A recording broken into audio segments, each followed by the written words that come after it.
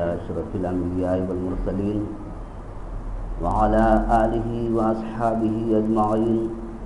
أما بعد، فقد قال الله تبارك وتعالى في القرآن المجيد والفرقان الحميد: يا أيها الذين آمنوا هل أدلكم على تجارة تنجيكم من عذاب أليم تؤمنون بالله ورسوله وتجاهدون في سبيل الله بأموالكم وأنفسكم ذلكم خير لكم إن كنتم تعلمون يغفر لكم ذنوبكم ويدخلكم جنات تجري من تحتها الأنهار.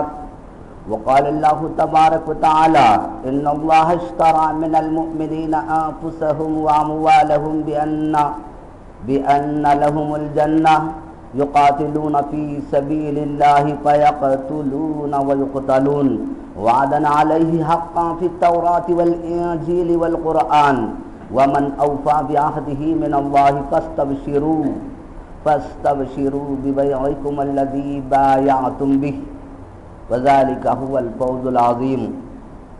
وقال تعالى: التائبون العابدون الحامدون السائحون الراكعون الساجدون الآمرون بالمعروف والناهون عن المنكر والحافظون لحدود الله وبشر المؤمنين. وقال النبي صلى الله عليه وسلم: لا تشرك بالله إن قتلت أو فرقت. وقال عليه الصلاة والسلام: الدنيا دار لمن لا دار له ولها يجمع لمن لا عقل له. وقال عليه الصلاة والسلام: كن في الدنيا كأنك غریب او عابر السبیل او کما قال علیہ الصلاۃ والسلام. بزرگان محترم، نوجوان بھائیوں اور دوستوں، اسلام کو اگر سمجھنا ہے تو ہمیں اسلام کے 5 دوروں کو دیکھنا پڑے گا، تب ہمیں اسلام کی حقیقت سمجھ میں آئے گی. پہلا دور جس کو مکی دور کہتے ہیں، مکی زمانہ کہتے ہیں، جو 13 سال کا ہے. دوسرا دور ہجرت سے لے کر غزوہ احزاب تک جو 5 سال کا ہے. اور تیسرا دور غزوہ احزاب کے بعد سے لے کر فتح مکہ تک. فتح مکہ کے بعد اللہ کے رسول صلی اللہ علیہ وسلم کے دنیا سے پردہ فرمانے تک یہ جو ہے غالباً چوتھا دور ہے. 5واں دور خلفائے راشدین کا ہے، جو 29 سال 6 مہینے اور حضرت حسن رضی اللہ تعالیٰ عنہ کے 6 مہینے، کل ملا کر 30 سال کا زمانہ ہوتا ہے. یہ خلفائے راشدین کا زمانہ ہے. یہ 5 دور ہم دیکھیں گے تو ہمیں معلوم ہوگا کہ اسلام کیا ہے اور اسلام میں کیا ہے، اور اسلام میں کیا کشش ہے، کیا جاذبیت ہے، اور کیا پاور ہے، کیا خوبیاں ہیں. اور جب ایک آدمی، کوئی فرد یا افراد یا قوم یا اقوام جب اسلام کو قبول کرتے ہیں تو ان کی کیفیات، ان کے انداز کیسے بدلتے ہیں. یہ ہم اگر 5 دوروں کو دیکھیں گے تو میں سمجھتا ہوں کہ ہم اسلام کما حقہ ہم سمجھ سکتے ہیں. یہی وجہ ہے کہ آپ کی مسجد میں گزشتہ رمضان المبارک میں غالباً عشرہ مبشرہ کی جو ہے تاریخ ہمارے سامنے رکھی گئی تھی. پھر یہ سال جو ہے مغازی اور غزوات کے بارے میں رکھا گیا ہے تاکہ ہم جان لیں کہ اسلام کی ابتدائی زمانہ کیسے گزرا تھا. تو بزرگوں اور دوستوں، میں تفصیل سے تو روشنی ڈال نہیں سکتا. اشارے کی زبان میں جیسا ہمیں سمجھ میں آتا ہے، جیسا تاریخ میں لکھا ہوا ہے، میں حقیقت کے قریب جانے کی کوشش کروں گا. تو پہلا دور جو مکی زمانہ ہے اس کے بارے میں شاعر کہتا ہے، اور میں بیچ میں جو ہے کہ اشارے کی زبان اور اشارہ میں سب سے بڑا جو اشارہ ہوتا ہے فصاحت اور بلاغت کی جان اور معراج اور انتہا اگر کوئی ہے تو وہ شعر ہے. کوئی بات اگر ہمیں آدھا گھنٹہ جو ہے سمجھانا پڑتا ہے، کسی بات کو آدھا گھنٹے تک جو ہے وقت لگتا ہے سمجھانے کے لیے، تو وہی بات ہم ایک شعر میں کہہ سکتے ہیں. یہ فصاحت اور بلاغت کی معراج ہوتی ہے، لیکن اس کے لیے ذرا سا شعور اور بیداری کی ضرورت ہوتی ہے. تو شاعر کہتا ہے کہ مکی زمانہ، اور شاعر کہتا ہے کہ زمانہ برسرے آزار تھا مگر پانی، زمانہ برسرے آزار تھا مگر پانی، تڑپ کے ہم نے بھی تڑپا دیا زمانے کو. زمانہ برسرے آزار تھا مگر پانی، تڑپ کے ہم نے بھی تڑپا دیا زمانے کو. اور دوسرا، اب ایسا آگے بڑھیے، شاعر کہتا ہے جو جان مانگو تو جان دے دوں، جو مال مانگو تو مال دے دوں، جو مال مانگو تو مال دے دوں، جو جان مانگو تو جان دے دوں، مگر مجھ سے ہرگز نہ یہ ہو سکے گا کہ میں اپنا دین اور ایمان دے دوں. جو مال مانگو تو مال دے دوں، جو جان مانگو تو جان دے دوں، مگر مجھ سے ہرگز نہ یہ ہو سکے گا کہ میں اپنا دین اور ایمان دے دوں. یہ ہے مکی زمانے کی تعریف. اور ذرا آگے بڑھتے ہیں تو شاعر کہتا ہے کہ میں نے دشمن کو بھی احساس وفا بخشی ہے، میں نے دشمن کو بھی احساس وفا بخشی ہے، میرے اپنے مجھے نفرت کی سزا دیتے ہیں.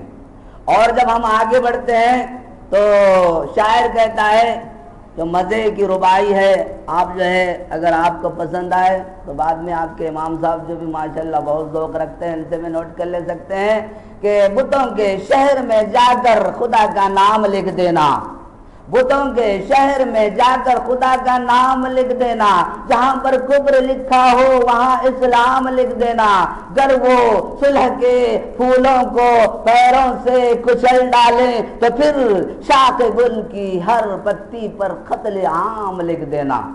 تو آپ ذرا ابتدائی اس میں بھی دو زمانے ہیں اور دونوں بھی ہیں. ایک تو یہ ہے کہ ایک ہے دفاعی جنگ اور دوسرا ہے اقدامی جنگ.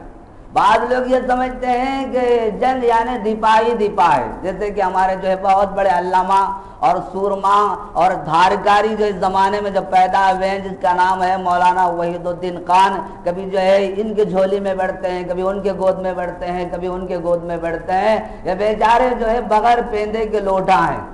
یہ کہتے ہیں کہ جتنے بھی اسلام میں جنگ ہوئی ہے یہ تمام کی تمام جو ہے دفاعی ہے، اقدامی نہیں ہے. مسلمانوں نے کبھی تلوار نہیں اٹھایا، کبھی تیر نہیں چلایا، اگر چلایا ہے تو بچاؤ کے لیے. تو ایسے اور یہ ذہنیت کے بہت لوگ ہیں اور ہمارے جو ہے صفوں میں بھی بہت لوگ ان سے متاثر ہیں، اس لیے کہ انہوں نے لوٹا نہیں دیکھا، نہ لوٹے کا پیندا دیکھا ہے. لوٹے میں کیا ہے وہ دیکھ کر متاثر ہوئے ہیں. تو شاعر کہتا ہے بتوں کے شہر میں جا کر خدا کا نام لکھ دینا، جہاں پر کفر لکھا ہو وہاں اسلام لکھ دینا، گر وہ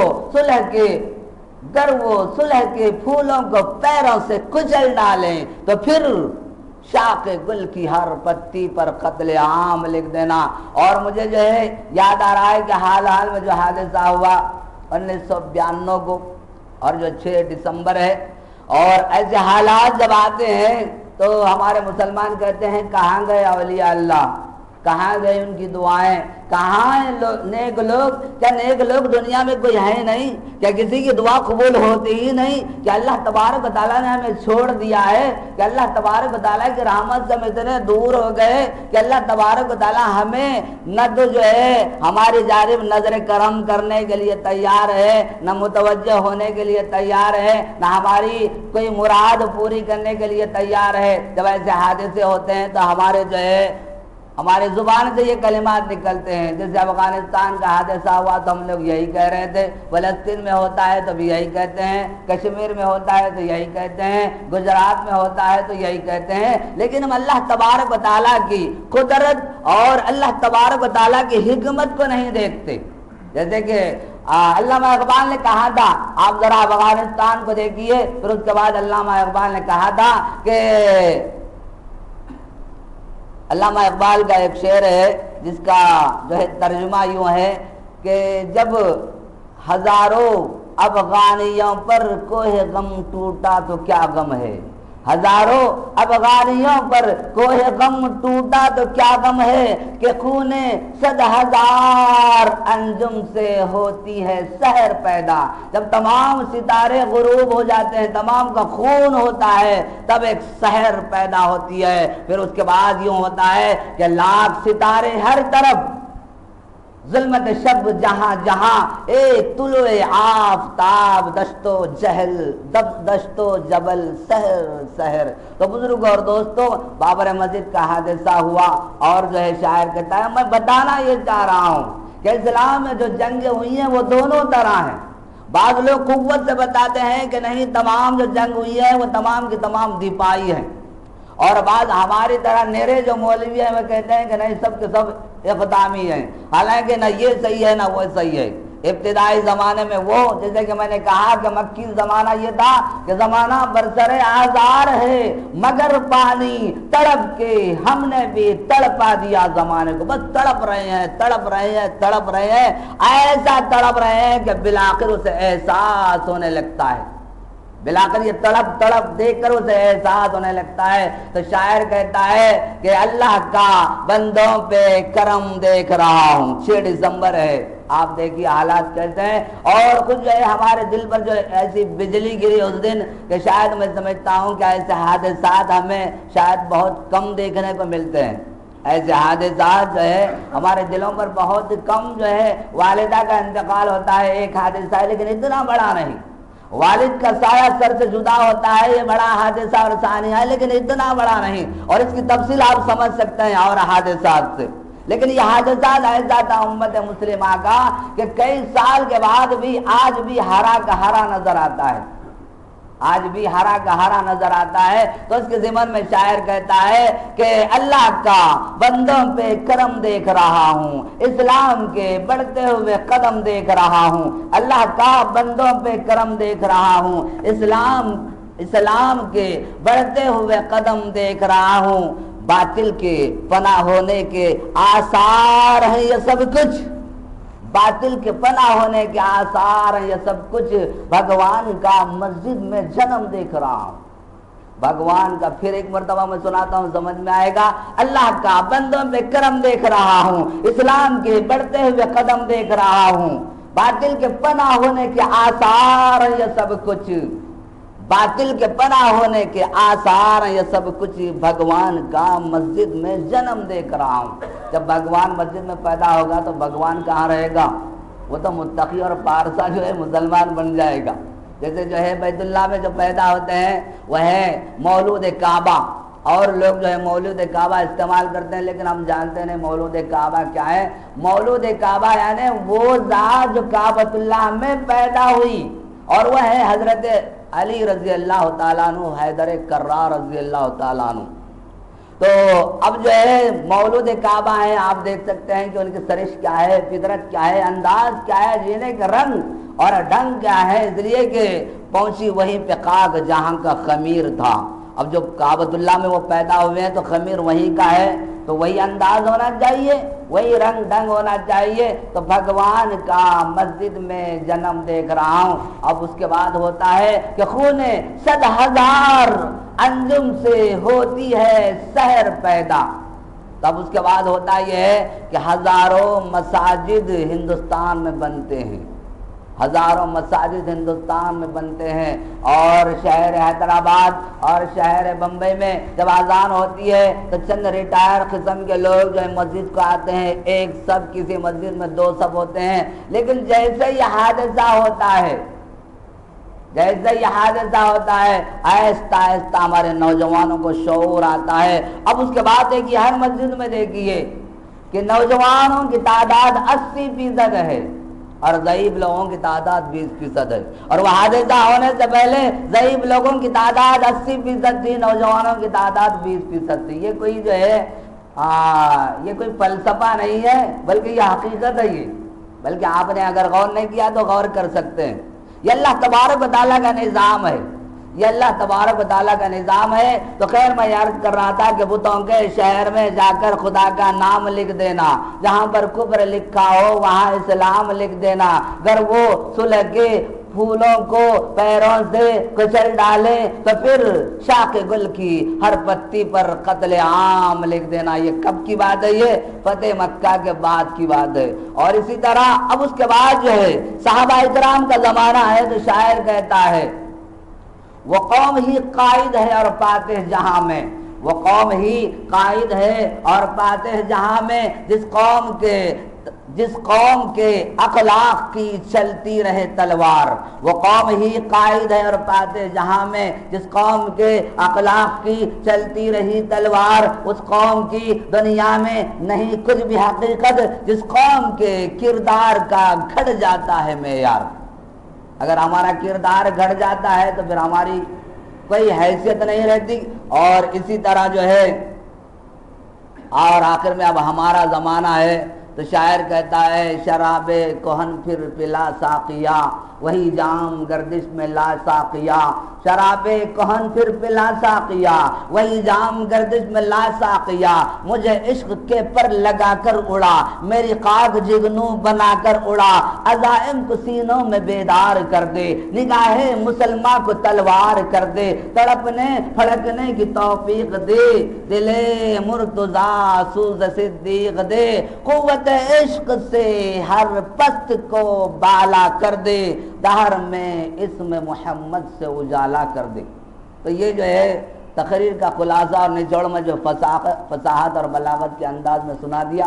اب جو ہے مزید جو ہے تشریح جو ہے غزوہ احزاب کے عنوان پر جیسے مجھے جو ہے کہا گیا، تو یہ غزوہ احزاب کے عنوان پر جو ہے تقریر سے پہلے مجھے واقعہ یاد آ رہا ہے کہ جب جو کھیل ہوتا ہے شطرنج کا کھیل، تو اس کا جو موجد ہے ایک نوجوان ہے، اس نے جب شطرنج کے کھیل کا ایجاد کیا اور بنایا، اس کو بنانے کے بعد بادشاہ وقت کو بتایا کہ یہ شاہوں کا کھیل ہے، یہ نوابوں کا کھیل ہے، اور یہ جو ہے بیٹھ کر جو ہے جنگ لڑی جاتی ہے اور ہاری بھی جاتی ہے جیتی بھی جاتی ہے، اور جو جنگ کے جتنے مہرے ہیں شطرنج میں ہیں، بادشاہ بھی ہے، رانی بھی ہے، اور جو ہے کارندے بھی ہیں، اعلیٰ بلا ہیں۔ میں نے دور سے بہت دور سے دیکھا ہے، اگر میں کھیلتا میں واقف ہوتا تو میں کھول کھول کر بیان کرتا، خالی میں نے جو ہے دور سے دیکھا ہے۔ تو اس میں دماغ جو ہے کمپیوٹر کی طرح استعمال ہوتا ہے۔ تو بادشاہ بڑا خوش ہوا، اور خوش ہونے کے بعد کہا کہ بتا میں جو ہے منہ مانگا انعام دوں گا۔ تو وہ نوجوان نے کہا کہ مجھے کوئی زیادہ بڑا لمبا چوڑا جو ہے انعام کی ضرورت نہیں، چھوٹا سا انعام ہے۔ یہ شطرنج کے جو ہے 72 خانے ہوتے ہیں، اس کھیل کے 72 خانے ہوتے ہیں۔ تو آپ یوں کیجئے کہ پہلے خانے میں ایک چاول کا دانہ، دوسرے خانے میں اس سے ڈبل، تیسرے میں اس سے ڈبل، چوتھے میں اس سے ڈبل، پانچویں میں اس سے ڈبل، یعنی اب تک جتنے ہو رہے ہیں دوسرے میں اس سے ڈبل، اب تک جتنے جمع کرتے جائیے اس سے ڈبل ڈبل۔ تو بادشاہ کہتا ہے یہ تو بڑا معمولی اور حقیر سا جو ہے انعام ہے، اگر تم نے مانگا بھی تو کیا مانگا۔ جیسے ایک مرتبہ جو ہے بادشاہ بڑا خوش ہوا ایک صاحب سے، تو اس نے کہا کہ مانگیے کیا مانگتے ہیں، میں دینے کے لیے تیار ہوں۔ تو وہ آدمی چھوٹا تھا، اس نے کہا کہ حضرت 4 آنے دیجیے۔ تو بادشاہ کہتا ہے کہ بیٹھ، یہ میرے شان کے خلاف ہے۔ پھر جو ہے تھوڑی دیر کے بعد پھر ہاتھ اٹھاتا ہے، تو کہتا ہے کہ آپ کیا مانگنا چاہتے ہو؟ تو کہتا ہے کہ آدھی سلطنت دیجئے۔ تو کہتا ہے کہ بیٹھ، یہ تیرے شان کے خلاف ہے، وہ میرے شان کے خلاف تھا اور یہ تیرے شان کے خلاف ہے۔ تو اسی طرح جو بادشاہ کہتا ہے کہ تم نے جو ہے بہت حقیر جو ہے انعام مانگا، اگر مانگتے تو بھی میں دیتا، بڑے سے بڑا انعام مانگتے تو بھی دیتا، بڑی سے بڑی جاگیر مانگتے تو بھی دیتا۔ تو شطرنج کا جو کھلاڑی ہے ماہر، تو وہ کہتا ہے کہ جہاں بنا ذرا آپ حساب کر کے تو دیکھیے، پھر اس کے بعد مجھے بولیے کہ یہ حقیر ہے یا جو ہے کمتر ہے یا کچھ زیادہ ہے۔ تو خیر وہ جو منشی ہے اور محاسب خزانہ ہے اس کو کہتا ہے ذرا حساب کر بتائیے۔ اب وہ حساب کرنے بیٹھ جاتا ہے تو آدھا دن ختم ہو جاتا ہے، ایک دن ختم ہو جاتا ہے، 2 دن کے بعد حساب کر کہتا ہے کہ جہاں پنا ہمارا خزانہ اور گودام تو دور کی بات ہے، روئے زمین کے تمام خزانوں کو اگر حساب کر دیا جائے تو چاول ختم ہو جائیں گے، لیکن یہ حساب پورا نہیں ہوگا۔ روئے زمین کے جتنے جو خزانے ہیں چاولوں کے تمام ڈالیں تو بھی جو ہے یہ حساب برابر نہیں کر سکتے. تو وہ بڑا حیران ہوتا ہے اور کہتا ہے کہ تمہارے یہ کھیل سے بھی یہ دوسرا کھیل مجھے عجیب لگ رہا ہے. پہلا جو تم نے شطرنج کے کھیل کا ایجاد کیا بنایا اس سے بھی عجیب مجھے یہ کھیل نظر آ رہا ہے تم نے جو انعام کا مطالبہ کیا. تو اسی طرح غزوہ احزاب جو لفظ ہے چھوٹا سا نظر آ رہا ہے لیکن اس کی تاریخ بڑی گہری ہے. اس کی تاریخ بڑی گہری ہے اور جو ہے میں سمجھتا ہوں کہ اگر ہم گہرائی سے اس کا جائزہ لیں اور تاریخ پڑھیں اور سنیں تو بہت لمبا اور چوڑا ہوگا. لیکن جو ہے اگر آج کل کے جیسے ہمارے پاس کے جو ہے ہائی ٹیک دعوتیں ہوتی ہیں 18 ایٹم 20 ایٹم 25 ایٹم جو ہوتے ہیں، جیسے کہ گزشتہ جو ہے 1 سال پہلے بھی میں نے یہاں پر بیان کیا تھا تو اس میں یہی بیان کیا تھا کہ ہم میں صحابہ اکرام میں فرق یہ ہے کہ وہ بے تکلف رہا کرتے تھے. ان کے پاس ریا، نام، دکھاوا، شہرت کو کوئی غرض نہیں تھا. ان کے ڈکشنری میں اور ان کے زندگی میں ریا ہے نا دکھاوا نہیں تھا. اور ہم بغیر دکھاوے کے کوئی کام نہیں کرتے. شادی لیجئے، ولیمہ لیجئے، دعوت لیجئے، ختنہ خوشی لیجئے، چہلم لیجئے، برسی لیجئے، 10واں 20واں لیجئے، پورے کے پورے جو ہے بغیر دکھاوے کے کوئی کام کرتے ہی نہیں ہم. تو جیسے ہم کبھی کبھی دعوت میں جاتے ہیں تو 18 20 ایٹم ہیں اور ہم پریشان ہو جاتے ہیں کہ خدایا کس کس کو استعمال کریں، کون سی چیز کھائیں. جیسے مرزا غالب نے کہا تھا میری قسمت میں غمگر اتنے تھے دل بھی یارب کئی دیے ہوتے. میری قسمت میں غمگر اتنے تھے دل بھی یارب کئی دیے ہوتے. تو ہم کہتے ہیں اے اللہ اتنے ایٹم اور پیٹ ایک، میدا ایک، اگر پیٹ بھی کئی ہوتے تو ہم تمام گوداموں کو بھر کر لے جاتے اور مہینہ 15 دن جانوروں کی طرح جگالی کرتے. شاید یہ کھلانے والے یہ سمجھتے ہیں کہ ہمارا میدا جانوروں کی طرح ہے، پہلے کھائیں گے بھریں گے بعد میں جگالی کرتے جائیں گے. تو یہ تو درمیان میں بات میں عرض کر رہا ہوں. تو اسی طرح اس کی تاریخ لمبی چوڑی ہے لیکن جو باتیں ہمارے لیے ضروری ہیں میں سمجھتا ہوں کہ ان باتوں پر روشنی ڈالوں. بزرگوں اور دوستوں، پہلی بات تو یہ ہے کہ ایک نقطہ اگر ہم سمجھیں تو بات آگے بڑھ سکتی ہے. وہ یہ ہے کہ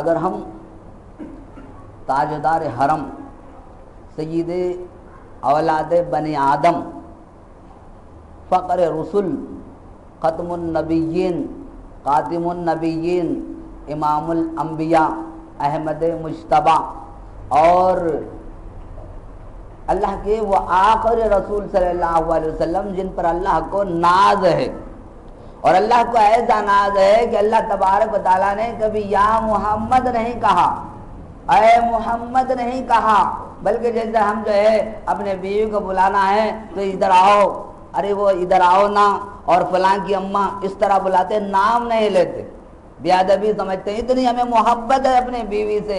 اسی طرح اللہ تبارک و تعالیٰ کو اپنے لاڈلے نبی حضرت محمد مصطفیٰ صلی اللہ علیہ وسلم سے اتنی محبت ہے کہ موسیٰ علیہ السلام فرماتے ہیں کہ اے باری تعالیٰ میں تجھے دیکھنا چاہتا ہوں. تو اللہ تبارک و تعالیٰ فرماتے ہیں لن ترانی، اے موسیٰ تم نہیں دیکھ سکتے. اور یہاں حضرت جبرائیل چھت کھول کر آ رہے ہیں اور اپنے پلکوں سے جو ہے پلکوں سے تلووں کو جو ہے مل مل کر جگا رہے ہیں اور فرماتے ہیں زرنی مشتاق الیک، اے نبی آپ آئیے زیارت کے لیے، ہم مشتاق ہیں آپ سے ملنے کے لیے. تو کیا مرتبہ اور مقام ہے. لا يمكن الثناء كما كان حقه. بعد از خدا بزرگ تو یہ قصہ مختصر، جیسے کہ علامہ اقبال نے کہا تھا کہ اللہ کے رسول صلی اللہ علیہ وسلم کے بارے میں اتنے فصیح اور بلیغ جو ہے جملے اور کلمات علامہ اقبال رحمۃ اللہ علیہ نے ادا کیا تھا کہ ان کے ایک ایک لفظ پر قربان ہونے کو جی چاہتا ہے. تو ہو نہ یہ پھول تو پھر بلبل کا ترنم بھی نہ ہو. مجھے بتانا یہ ہے کہ یہ غزوات کیوں ہوئے، یہ جنگیں کیوں ہوئی، اسلام پر اتنے مصائب کیوں آئے. اور جو ہے اللہ کے رسول صلی اللہ علیہ وسلم جو ہے کہ دندان کیوں شہید ہوئے، کوچ کے کڑیاں پیشانے میں کیوں دھس گئے، آپ گڑے میں کیوں گر گئے، اور جو ہے غزوہ بدر میں حالات ایسے کیوں آئے، تو مجھے اصل نقطہ مجھے بتانا جو ہے میں چاہتا ہوں وجہ کیا ہے۔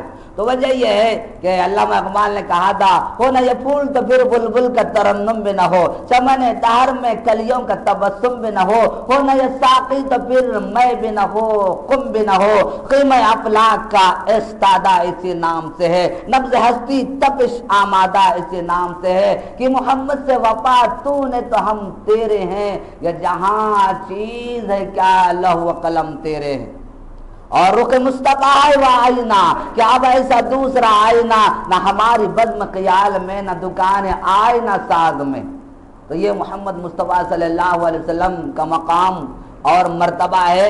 لیکن عزیزوں اور دوستوں، ایک چیز وہ ہے کہ نبی رحمت صلی اللہ علیہ وسلم کے خون سے بھی افضل ہے، آپ صلی اللہ علیہ وسلم کی عظمت سے بھی عظمت سے بھی عظیم ہے، اور آپ صلی اللہ علیہ وسلم کی ذات اور سراپا وجود اور سراپا نور سے بھی عظیم ہے۔ سمجھنے کی بات ہے کہ وہ کیا ہے۔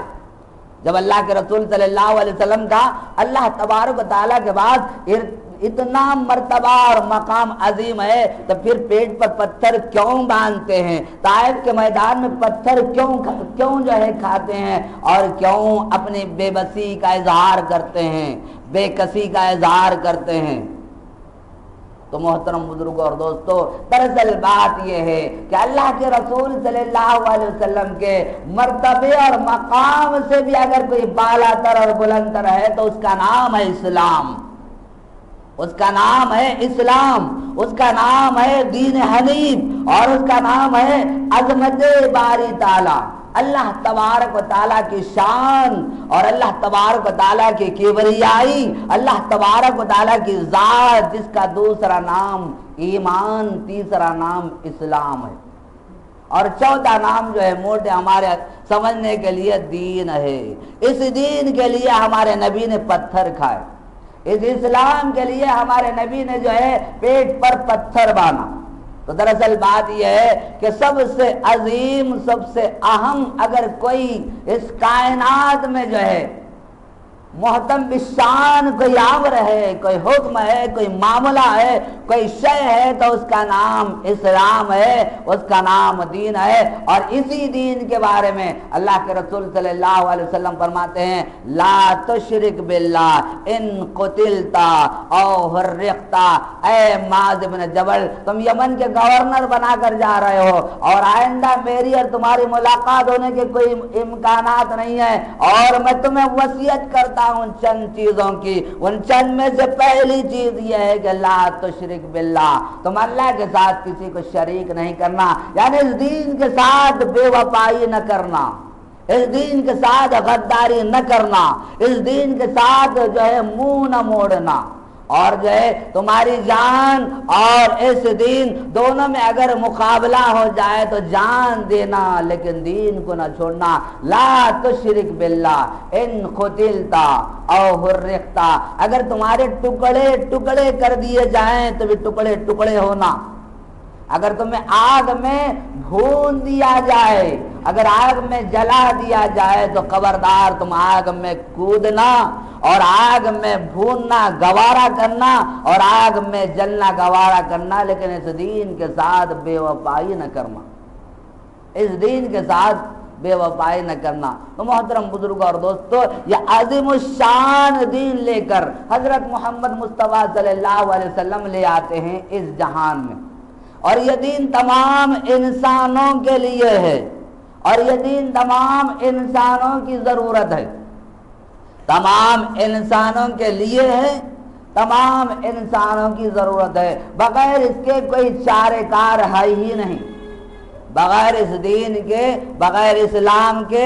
بغیر ایمان کے کوئی چارہ کار نہیں، نہ راہ نجات ہے، نہ کامیابی ہے، نہ سرخروئی ہے، نہ عظمت ہے، کوئی چیز نہیں ہے۔ تو یہ دین کا نام جو ہے دین اسلام ہے۔ جب اللہ کے رسول صلی اللہ علیہ وسلم یہ دین اسلام لے آتے ہیں دین اسلام لے آتے ہیں تو اللہ تبارک و تعالیٰ سب سے پہلے مرحلے میں حکم دیتے ہیں کہ تم اپنے گھر والوں کو یہ دین سمجھاؤ، یہ دین بتاؤ، سب سے پہلے گھر والوں کو بتاؤ۔ تو سب سے پہلے آپ کی اہلیہ محترمہ اسلام قبول کرتی ہیں، پھر جو ہے آپ کے یار غار اور آپ کے بچپنے کے دوست حضرت ابوبکر صدیق رضی اللہ تعالیٰ عنہ اسلام قبول کرتے ہیں، پھر آپ کے پروردہ تربیت یافتہ جو آپ کے نظروں میں بڑے ہوئے اور آپ کے نظروں کے سامنے بڑے ہوئے، جو آپ کے سامنے بڑے ہوئے، وہ ہیں حیدر کرار حضرت علی رضی اللہ تعالیٰ عنہ، یہ اسلام قبول کرتے ہیں، اور آپ کے منہ بولے بیٹے اور آپ کے غلام اور آپ کے عاشق زار جن کا نام ہے زید بن حارثہ، وہ اسلام قبول کرتے ہیں۔ پھر اس کے بعد جو ہے چند مہینوں کے بعد جو حکم ہوتا ہے کہ اے نبی صلی اللہ علیہ وسلم وَأَنذِرْ عَشِيرَتَكَ الْأَقْرَبِينَ، کہ تم اپنے قریبی رشتہ داروں کو ڈراؤ، قریبی رشتہ داروں کو ڈراؤ۔ تو اللہ کے رسول صلی اللہ علیہ وسلم پہاڑ پر بلاتے ہیں، اور کون کون آتے ہیں؟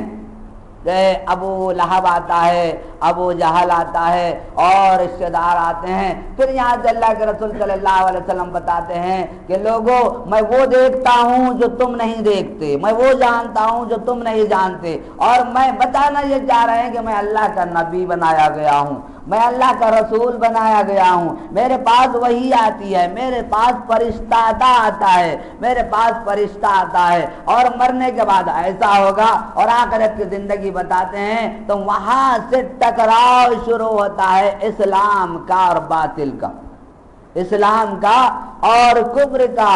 جیسے یہ بات بتاتے ہیں اللہ کے رسول صلی اللہ علیہ وسلم، تو آپ کا چچا ابو لہب کہتا ہے تباً لک علی ھذا جماعتنا، تیرے ہاتھ خاک آلود ہو جائیں۔ یہ بددعائیہ جملہ ہے، عرب میں جو ہے بددعا کے لیے استعمال کیا کرتے تھے، تو وہ کہتا ہے تباً لک، تیرے ہاتھ خاک آلود ہو جائیں، کیا اس کام کے لیے ہمیں بلایا تھا؟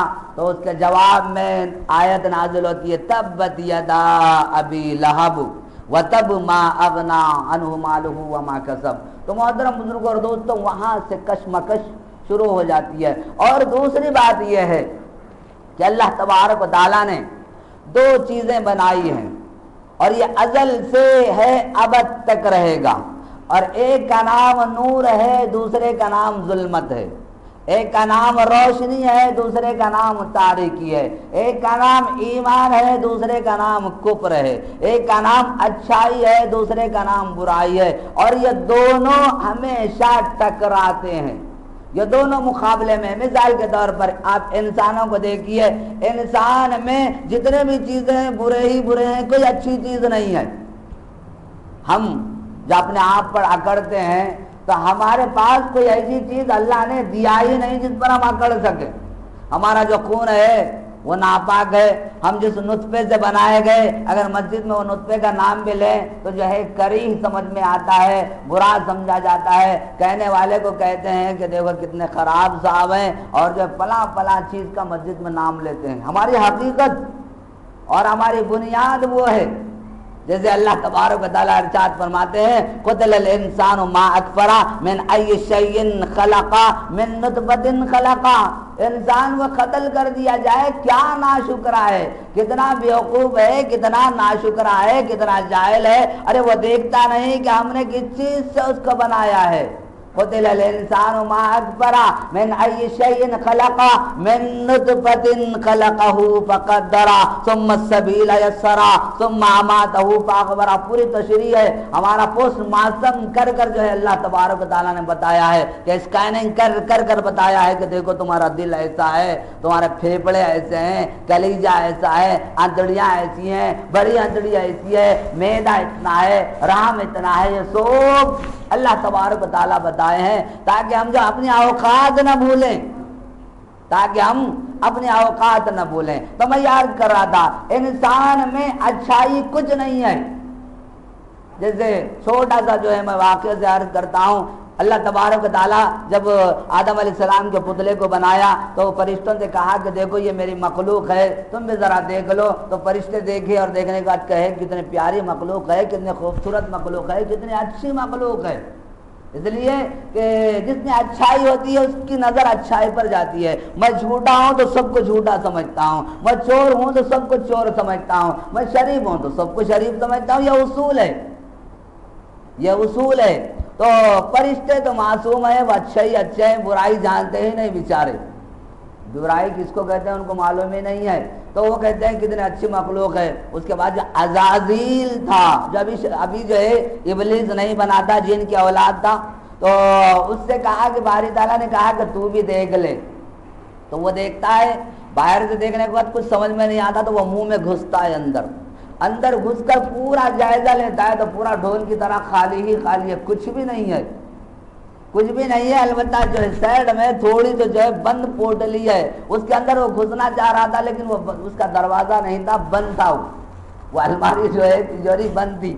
تو وہ باہر نکلتا ہے, نکل کر کہتا ہے یہ عجیب مخلوق ہے جو اندر سے خالی ہی خالی ہے, اس میں کچھ نہیں ہے. اور اس کو تھامنے کے لیے جب تک کہ باہر کی چیزیں اندر داخل نہ کی جائیں یہ اپنے ذات سے جو ہے کھڑا بھی نہیں رہ سکتا. یہ اپنے وجود کے لیے بیرونی چیزوں کا محتاج ہے. بیرونی چیز کیا ہے؟ گرمی باہر کی ہے, پانی باہر کا ہے, ہوا باہر کی ہے. آدمی مرنے کے بعد کیا ہوتا ہے؟ سب سے پہلے ہوا ہو جاتی ہے, پھر 3-4 دن کے بعد جو پھول کر جو پھٹ جاتا ہے تو پھر جو پانی میں مل جاتا ہے. پھر جب مرنے کے بعد آدھا گھنٹے 1-2 گھنٹے میں جو گرمی حرارت ہے وہ ختم ہو جاتی ہے. پہلے ہوا ہو جاتی ہے, گرمی میں مل جاتی ہے, دونوں چیزیں ختم ہو گئے. اب رہ گیا پانی, تو پھولنے کے بعد پھٹنے کے بعد پانی میں مل جاتا ہے. اب یہ رہتا کیا ہے؟ جیفۃ النذیرہ, مردار گوشت کی طرح رہ جاتا ہے, بدبودار گوشت. اب یہ جو ہے کیڑے اور مکوڑے کی غذا بنتا ہے. ہم جس پر جو ہے غرور ہے ہمیں وہ بتا رہا ہوں میں, یہ انسان کی حقیقت ہے.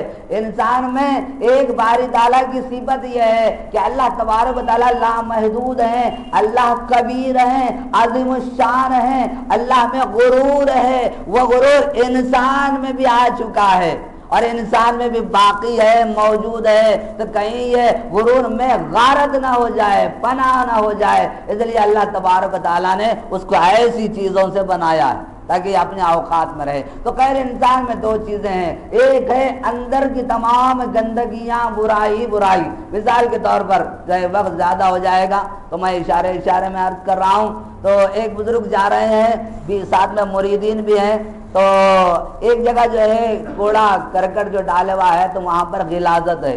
وہ بزرگ جو ہے رک جاتے ہیں غلاظت کے پاس. تو بزرگ کے جو مریدین ہیں وہ کہتے ہیں کہ ناک پکڑ کر دستی لگا کر حضرت یہ کیا کھڑے ہو گئے اب گندگی کے پاس؟ یہ تو جو ہے تعفن ہے, گندگی ہے, اور یہاں کیوں کھڑے ہو گئے؟ تو ان بزرگ نے کہا یہ گندگی مجھ سے کچھ کہنا چاہ رہی ہے تو میں اس لیے کھڑا ہو گیا. تو وہ پریشان ہوتے ہیں اور کہتے ہیں کہ حضرت گندگی کیا کہنا چاہ رہی ہے؟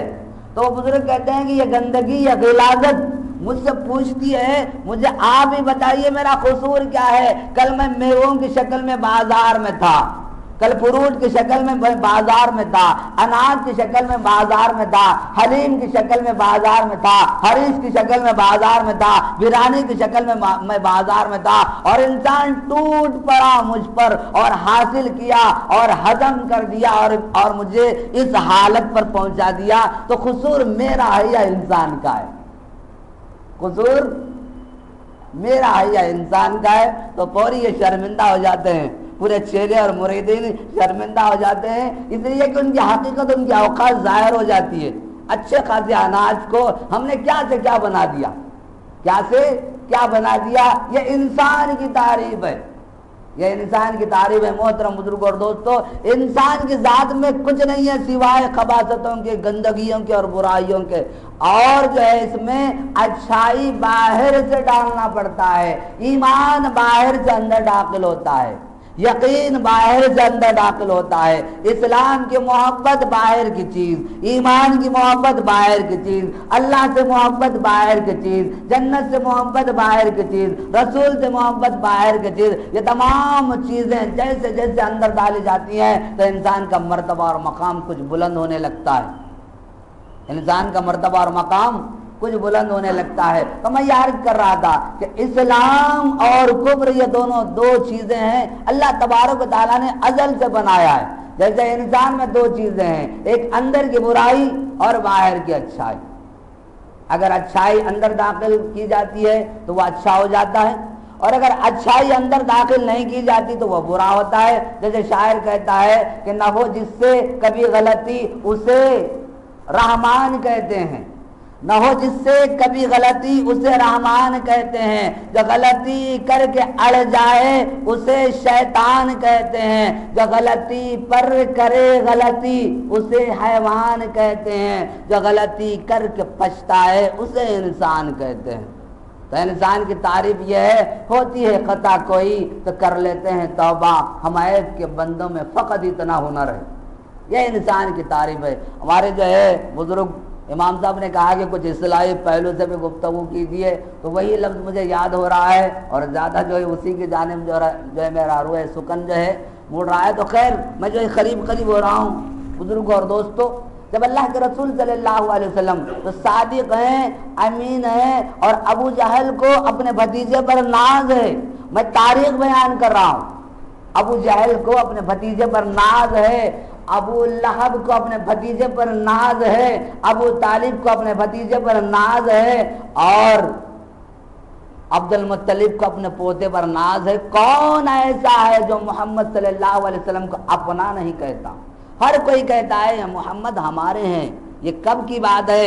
ایمان آنے سے پہلے، اسلام آنے سے پہلے، منصب نبوت پر فائز ہونے سے پہلے۔ مثال کے طور پر ہمارا ایک جگری دوست ہے، ایک دم فری ہم رہتے ہیں، اگر میں اس کی بہن سے شادی کر لوں تو انداز بدل جاتے ہیں، اگر میری بہن سے وہ شادی کر لے اب دیکھیے انداز بدل جاتے ہیں، حالانکہ وہی ہے۔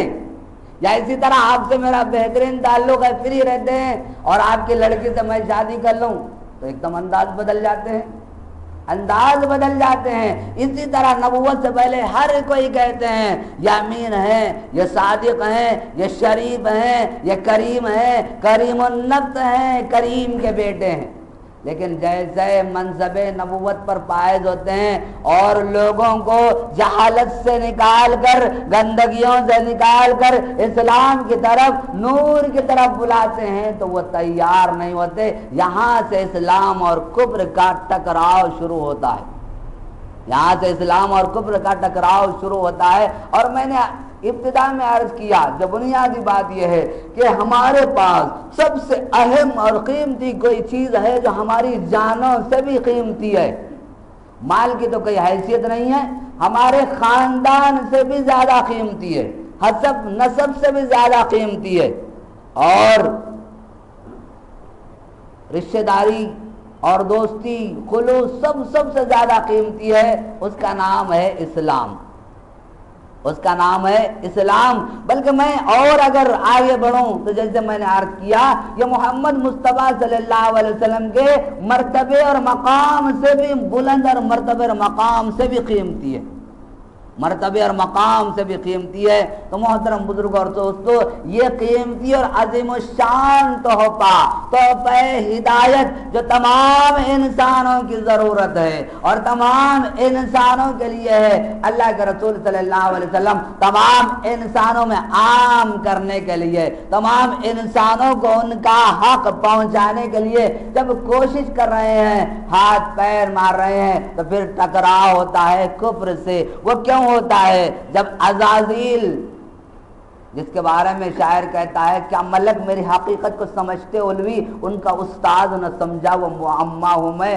اور فرشتوں کا یہ استاد مانا جاتا تھا، کون؟ ابلیس فرشتوں کا استاد مانا جاتا تھا، اور جو فرشتے جس سے مشورے لیا کرتے تھے، جب اللہ تبارک و تعالیٰ نے فرمایا کہ فرشتوں تم دعا کرو کہ تم میں سے ایک مردود ہونے والا ہے، میرے بارگاہ سے راندہ درگاہ ہونے والا ہے، ملعون ہونے والا ہے، تم دعا کرو، تمام فرشتے پریشان ہو جاتے ہیں۔ اس کے بعد عزازیل اپنے استاد کے بعد آتے ہیں اور آ کر کہتے ہیں کہ استاد ہم میں سے کوئی جو ہے مردود ہونے والا ہے، آپ دعا کیجئے۔ تو وہ کہتا ہے اے اللہ یہ آنے والی مصیبت سے ان لوگوں کو بچا، ہمیں بچا نہیں، آنے والی مصیبت سے ان کو بچا، مردود ہونے سے ان کو بچا، ذلیل ہونے سے ان کو بچا، راندہ درگاہ اور راندہ بارگاہ ہونے سے ان کو بچا۔ اللہ تبارک و تعالیٰ کہتے ہیں کہ ٹھیک ہے میں ان کو بچاتا ہوں۔ اب اس کے بعد ہوتا یہ ہے جب اللہ تبارک و تعالیٰ آدم علیہ السلام کو سجدہ کرنے کا فرشتوں کو حکم دیتے ہیں تو فسجد الملائکۃ کلھم اجمعون یا اجمعین کہ پورے کے پورے فرشتے جو سجدے میں گر جاتے ہیں سوائے ابلیس کے، وہ کھڑے کا کھڑا ہے۔ اللہ تبارک و تعالیٰ فرماتے ہیں کیوں؟ کیا تجھے میں نے حکم نہیں دیا؟ تو وہ کہتا ہے کہ باری تعالیٰ میں کیسے سجدہ کروں، میں اعلیٰ ہوں یا ادنا ہے، میں اعلیٰ ہوں یا ادنا ہے، میرا مرتبہ اور مقام بلند ہے، اس کا مرتبہ اور مقام گھٹیا ہے، یہ مٹی سے بنا ہے، میں آگ سے بنا ہوں، مٹی اگر پھینکیں تو نیچے جاتی ہے اور آگ اوپر جاتی ہے، مٹی پیروں میں روندی جاتی ہے، آگ کو پیروں میں روندا نہیں جا سکتا، اور جو ایک اعلیٰ ادنا کے سامنے کیسے جھک سکتا ہے؟ تو اللہ تبارک و تعالیٰ فرماتے ہیں کہ عقل عیار ہے سو بیز بدل لیتی ہے، یہ جو ہے عاشق نہیں ہے کم وقت، یہ جو ہے عاقل ہے، اگر عاشق ہوتا تو فوری جو ہے سجدے میں گرتا، یہ جو ہے بحث نہیں کرتا۔ تو اس کے بعد کہتے ہیں کہ ٹھیک ہے تو نے میرا حکم آج جو حکم عدولی کیا، میں آج سے تجھے جو ہے راندے بارگاہ کرتا ہوں، میرے دربار سے نکالتا ہوں۔ تو وہ کہتا ہے کہ میں تیار ہوں۔ اب یہاں سے ٹکراؤ دونوں کا جو ہے شروع ہو رہا ہے، شیطان اور رحمان کا ٹکراؤ شروع ہو رہا ہے۔ اب اس کے بعد وہ کہتا ہے، قسم کھاتا ہے کہ میں آدم کی ذریت کو بھٹکا کر رہوں گا اور جو ہے ان کو جہنم کا ایندھن بنا کر رہوں گا۔ اب آدم بھی آتے ہیں، شیطان بھی آتا ہے، اور آدم علیہ السلام اپنا کام کر رہے ہیں، شیطان اپنا کام کر رہے ہیں۔ زمانہ آگے بڑھ رہا ہے، آگے بڑھتا بڑھتا جو ہے حضرت ابراہیم، حضرت اسماعیل، حضرت یعقوب علیہ السلام، اور جو ہے حضرت موسیٰ، حضرت ہارون، حضرت ادریس اور حضرت یوسف علیہ السلام، اور اسی طرح حضرت عیسیٰ علیہ السلام، اور آخر میں تاجدار حرم حضرت محمد مصطفیٰ صلی اللہ علیہ وسلم کا زمانہ آیا، اور یہ دونوں حالتیں چل رہی ہیں، ادھر ابن آدم ہے اور ادھر شیطان اس کی ذریت۔ اب یہی حالت جب آگے بڑھتی ہے تو ہر طرف کفر ہی کفر ہے، ظلم ہی ظلم ہے، اور جب ظلم کی انتہا ہو جاتی ہے تو اللہ تبارک و تعالیٰ ہدایت کے لیے ایک روشنی نمودار کرتے ہیں، ایک ہدایت کے سورج کو طلوع کرتے ہیں، اس سورج کا نام آقا نامدار حضرت محمد مصطفیٰ صلی اللہ علیہ وسلم ہے۔ اب اس کے بعد جو ہے اللہ کے رسول صلی اللہ علیہ وسلم اسلام کام کر رہے ہیں، لیکن وہ لوگ اسلام قبول کرنے کے لیے تیار نہیں ہیں، اور 13 سال تک جو ہے اللہ کے رسول اپنا کام کر رہے ہیں اور یہ اپنا کام کر رہے ہیں۔ جیسے لطیفے کے طور پر حضرت تھانوی رحمۃ اللہ علیہ اور ان کے جو مرید باصفا ہیں خواجہ عاجز الحسن مجذوب رحمۃ اللہ علیہ، یہ مجذوب بننے سے پہلے لکھنؤ کے ڈپٹی کلیکٹر تھے، یہ ان کی خدمت میں آنے کے بعد بڑے اللہ والی جو ہے ولی بن گئے اور بہت بڑے شاعر تھے یہ۔ تو ایک مرتبہ کسی ان کے بات پر حضرت تھانوی ناراض ہو گئے، ناراض ہونے کے بعد ان کو باہر نکال دیا خانقاہ سے، اور ان کا بوریا بستر بھی جو ہے لپیٹ کر ان کے ہاتھ میں تھما دیا، تم چلے جاؤ یہاں سے، تمہاری کوئی ضرورت نہیں ہے۔ وہ پوری بوریا بستر لیتے ہیں اور باہر جو ہے گیٹ کے باہر بیٹھ جاتے ہیں، گیٹ کے باہر بیٹھ جاتے ہیں۔ تو لوگ کہتے ہیں کہ یہ کیا ہے اور کیا ہو گیا؟ تو کہتے ہیں کہ حضرت تھانوی نے مجھے جو خانقاہ سے نکال دیا، ان کا جتنا بس تھا وہ جو ہے انہوں نے عمل کیا، اب یہاں سے جو ہے میرا بس ہے اور میں یہاں رہ سکتا ہوں۔ انہوں نے جو ان کے اختیار میں تھا وہ کیا، اور میں نے جو میرے اختیار میں تھا وہ کر رہا ہوں، اور حکومت اپنی اپنی ہے، کہیں ان کی کہیں اپنی۔ وہ در نہ کھولیں گے میں در نہ چھوڑوں گا، وہ در نہ کھولیں گے میں در نہ چھوڑوں گا، حکومت اپنی اپنی ہے، کہیں ان کی کہیں اپنی۔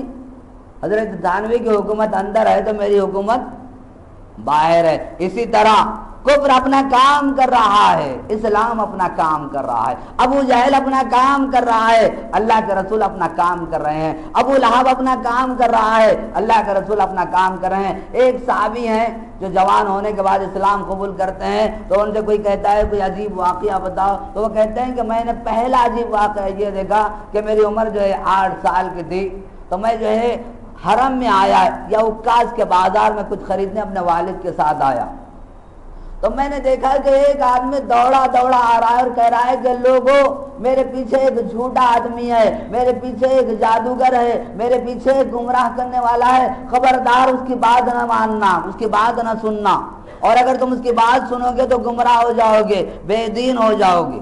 یہ جو ہے آگے آگے کہتا جا رہا ہے، اور پیچھے پیچھے ایک حسین اور جمیل جو ہے پے کر رہے، حسین اور جمیل پے کر رہے، اور ان کے چہرے سے نور جھلک رہا ہے، نور ٹبک رہا ہے، ایک باوقار انداز سے وہ چل رہے ہیں اور کہتے ہیں کہ یا ایھا الناس قولوا لا الہ الا اللہ تفلحون، کہ اے لوگو لا الہ الا اللہ کہو تم کامیاب ہو جاؤ گے۔ وہ اپنا آگے کام کر رہا ہے اور اس کے پیچھے کام کر رہے ہیں، اور ان کے پیچھے اور ایک ہے جو ان کو کنکریاں مار رہا ہے اور مذاق اڑا رہا ہے۔ سب سے آگے جو تھا وہ کفر کی نشانی، کفر کی علامت، اس کا نام ہے ابو جہل، اور جو پیچھے ہے اس کا نام ہے ابو لہب، اور دونوں کے بیچ میں جو ہے کائنات کے دلوں کی دھڑکن حضرت محمد مصطفیٰ صلی اللہ علیہ وسلم ہے۔ اور یہ دور ہے دور مکی، یہ دور ہے دور مکی کہ پیچھے بھی کفر ہے،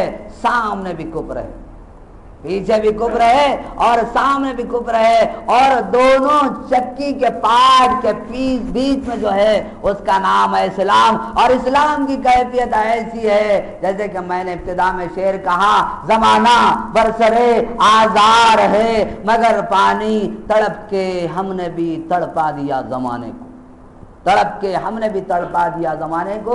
یہ ایک مہینہ، 2 مہینے، 1 سال نہیں بلکہ 13 سالہ زندگی کا یہی نچوڑ ہے، 13 سالہ دور ہے۔ اب اس کے بعد اللہ کے رسول صلی اللہ علیہ وسلم کا حکم ہوتا ہے کہ دیکھو تمہارے پاس سب سے اہم جو چیز ہے وہ ہے اسلام۔ اسلام کو بچانے کے لیے، اسلام کی حفاظت کے لیے تم ہر کام کر سکتے ہو۔ اگر خدا نہ خواستہ عزیزوں کو چھوڑنا پڑے تو چھوڑ دو، وطن کو چھوڑنا پڑے تو چھوڑ دو، گھر بار کو چھوڑنا پڑے تو چھوڑ دو، جائیدادوں کو چھوڑنا پڑے تو چھوڑ دو، اور اولاد کو چھوڑنا پڑے تو چھوڑ دو، ماں باپ کو چھوڑنا پڑے تو چھوڑ دو۔ اور جیسے ابراہیم علیہ السلام نے چھوڑ دیا، گھر سے گئے، نگر سے گئے، نام سے گئے، ایک ان سے کیا دل لگایا کہ سبھی کام سے گئے، گھر سے گئے، نگر سے گئے، نام سے گئے، ایک اس سے کیا دل لگایا کہ سبھی کام سے گئے۔ جیسے کہ شاعر نے کہا تھا کہ تو میرا تو سب میرا، فلک میرا زمین میری، اگر ایک تو نہیں میرا تو کوئی شے نہیں میری، اگر ایک تو نہیں میرا تو کوئی شے نہیں میری۔ تو میں کھل کر اس لیے عرض کر رہا ہوں، جنگ احزاب ختم ہو گئی، نہ آپ جا سکتے ہیں نہ میں جا سکتا ہوں، جنگ حنین ختم ہو گئی، جنگ احد ختم ہو گئی، جنگ بدر ختم ہو گئی، مکی دمانہ ختم ہو گیا، فتح مکہ سے پہلے کے حالات ختم ہو گئے، فتح مکہ بھی ہو گیا، سب ہو گئے، ہم تو کسی میں شامل نہیں ہو سکتے، لیکن محترم بزرگ اور دوستو وہ حالات ہمیں پیش آ سکتے ہیں۔ جیسے شاعر کہتا ہے تو ادھر ادھر کی نہ سنا، مجھے یہ بتا کہ قافلہ کیوں لٹا، مجھے رہزنوں سے غرض نہیں تیری رہبری کا سوال ہے، مجھے رہزنوں سے غرض نہیں تیرے رہبری کا سوال ہے۔ اور اسی طرح کسی نے کہا تھا کہ ہمدرد ہیں تو آگ بجھانے کی سوچئے، جلتے ہوئے مکان کا منظر نہ دیکھیے۔ آج ہمارا بیان ایسا ہوتا ہے کہ کوئی مکان جل رہا ہے، میں سامنے جا کر کھڑا ہوا ہوں اور کہتا ہوں کہ ہائے فریج جل رہی ہے، ہائے کولر جل رہا ہے، ہائے ٹی وی جل رہی ہے، ہائے کمپیوٹر جل رہا ہے، ہائے یہ جل رہا ہے، ہائے یہ جل رہا ہے، ہائے یہ جل رہا ہے۔ یہی حالت ہے ہمارے بیان کا، بیان کرنے والے کا بھی انداز یہی ہے اور بیان سننے والے کا بھی انداز یہی ہے۔ تو شاعر کہتا ہے کہ ہمدرد ہیں تو آگ بجھانے کی سوچئے، جلتے ہوئے مکان کا منظر نہ دیکھیے، اور تو میرے آشیاں کا تو غم نہ کر، میرے آشیاں کا تو غم نہ کر۔ جیسے صحابہ کرام گویا زبان حال سے اپنے خبروں میں مسلمانوں کو کہہ رہے ہیں، میرے آشیاں کا تو غم نہ کر کہ یہ جل رہا ہے جلا کرے، میرے آشیاں کا تو غم نہ کر یہ جل رہا ہے جلا کرے، مگر ان ہواؤں کو روکیے کہ سوال سارے چمن کا ہے۔ اور وہ ہوا آگ لگانے والے کون ہیں؟ یہود ہیں، نصارہ ہیں، مشرکین ہیں اور اسی طرح شیطان ہے، ابو جہل کے کارندے بھی ہیں، ابو لہب کے کارندے بھی ہیں، یزید کے کارندے بھی ہیں، یزیدی بھی ہیں۔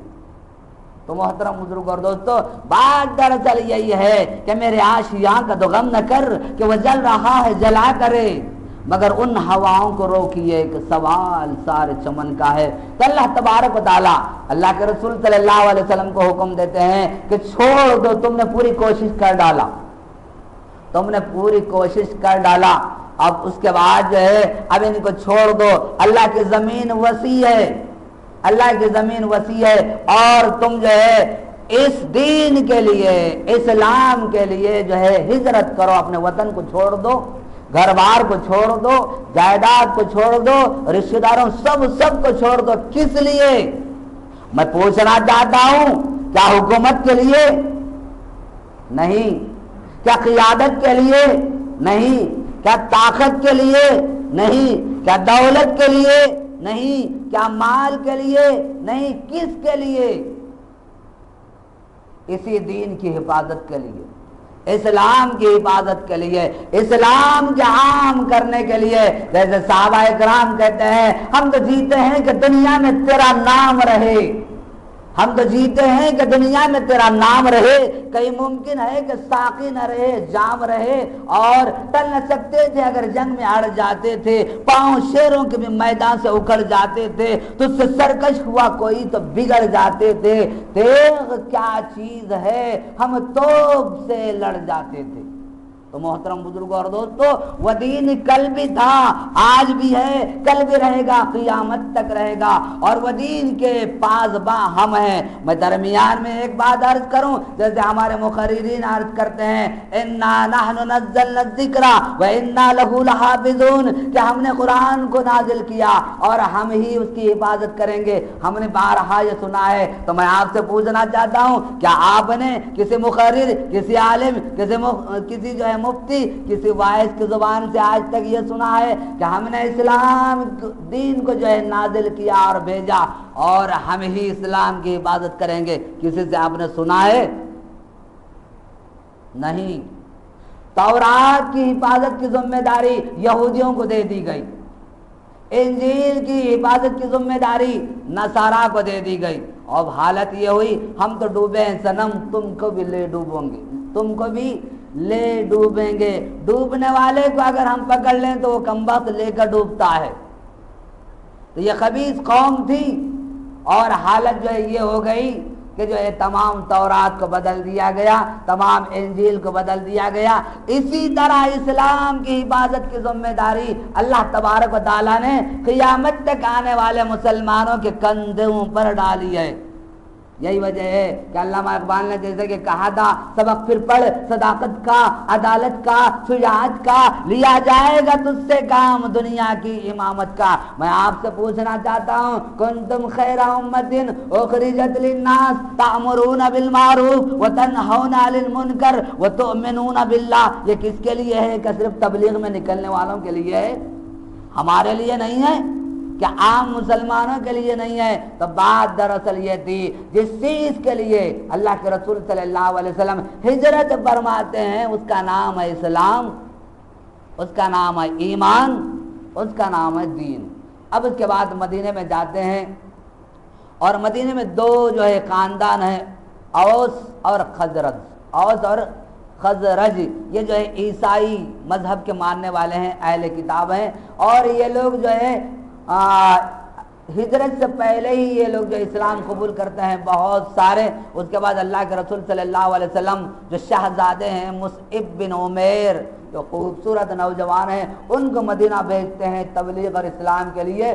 وہ 2 سال میں مدینے کے گھر گھر میں اسلام پہنچاتے ہیں۔ ایک نوجوان مصعب بن عمیر مدینے کے گھر گھر میں اسلام کو جو ہے عام کرتا ہے۔ پھر اس کے بعد یہ لوگ بلاتے ہیں اللہ کے رسول صلی اللہ علیہ وسلم کہاں جاتے ہیں؟ مدینہ منورہ جاتے ہیں۔ پھر اس کے بعد ذرا سا جو ہے ڈوبنے والے کو تنکے کا سہارا مل جاتا ہے، ڈوبنے والے کو تنکے کا سہارا مل جاتا ہے، ذرا سا قدموں کو جو ہے قرار ملتا ہے۔ اب اللہ کے رسول صلی اللہ علیہ وسلم اسلام کو عام کر رہے ہیں اور لوگ آہستہ آہستہ اسلام قبول کر رہے ہیں، لیکن وہ پرانے دشمن سوئے نہیں بلکہ جاگے ہوئے ہیں۔ ابو جہل زندہ ہے، ابو لہب زندہ ہے، امیہ بن قلب زندہ ہے، خالد بن ولید سورما زندہ ہے جو مسلمان نہیں ہے، اور ابن حرب ابو سفیان زندہ ہے جو مسلمان نہیں ہے۔ بڑے بڑے تیسمان خان یہ سب کے سب جو ہے اسلام کے سرغنے گرو گھنٹال یہ سب کے سب ہیں، اور ادھر آہستہ آہستہ اسلام عام ہو رہا ہے۔ اب یہ لوگوں کو برداشت نہیں ہوتا، یہ ہمارے پاس سے جا کر اسلام کو عام کر رہے ہیں، کہیں ایسا نہ ہو جائے اسلام ساری دنیا میں عام ہو جائے تو ہم ذلیل اور خوار ہو جائیں گے۔ اب اس کے بعد جو ہے ایک سال کے بعد جو ہے رمضان المبارک میں جو ہے جنگ بدر ہوتی ہے، اور جنگ بدر جو ہے اصل میں کوئی ایسی جنگ نہیں ہے جو مسلمانوں نے جنگ لڑنے کے لیے گئے ہو۔ گزشتہ سال آپ نے جو تفصیل سے سنا ہے، مسلمانوں کو معلوم ہوتا ہے کہ ایک تجارت کا قافلہ جا رہا ہے جس کو ابو سفیان لے کر جا رہے ہیں، اور لاکھوں کا مال ہے، اور وہ سامان تجارت میں جتنا نفع ملے گا یہ مسلمانوں کے خلاف استعمال کیا جائے گا، مسلمانوں کے خلاف استعمال کیا جائے گا۔ جیسے اللہ کے رسول صلی اللہ علیہ وسلم کو معلوم ہوتا ہے، اللہ کے رسول آواز لگاتے ہیں کہ مسلمانوں ایک قافلہ ابو سفیان کا جا رہا ہے اور سامان تجارت ہے، 50 اونٹ پر مال جا رہا ہے اور 50 لوگ ہیں، کیا کرنا چاہیے؟ تو مشورہ ہوتا ہے چلیے ہم اس کو لوٹتے ہیں، اس لیے کہ وہ ہمارے خلاف استعمال ہونے والا ہے۔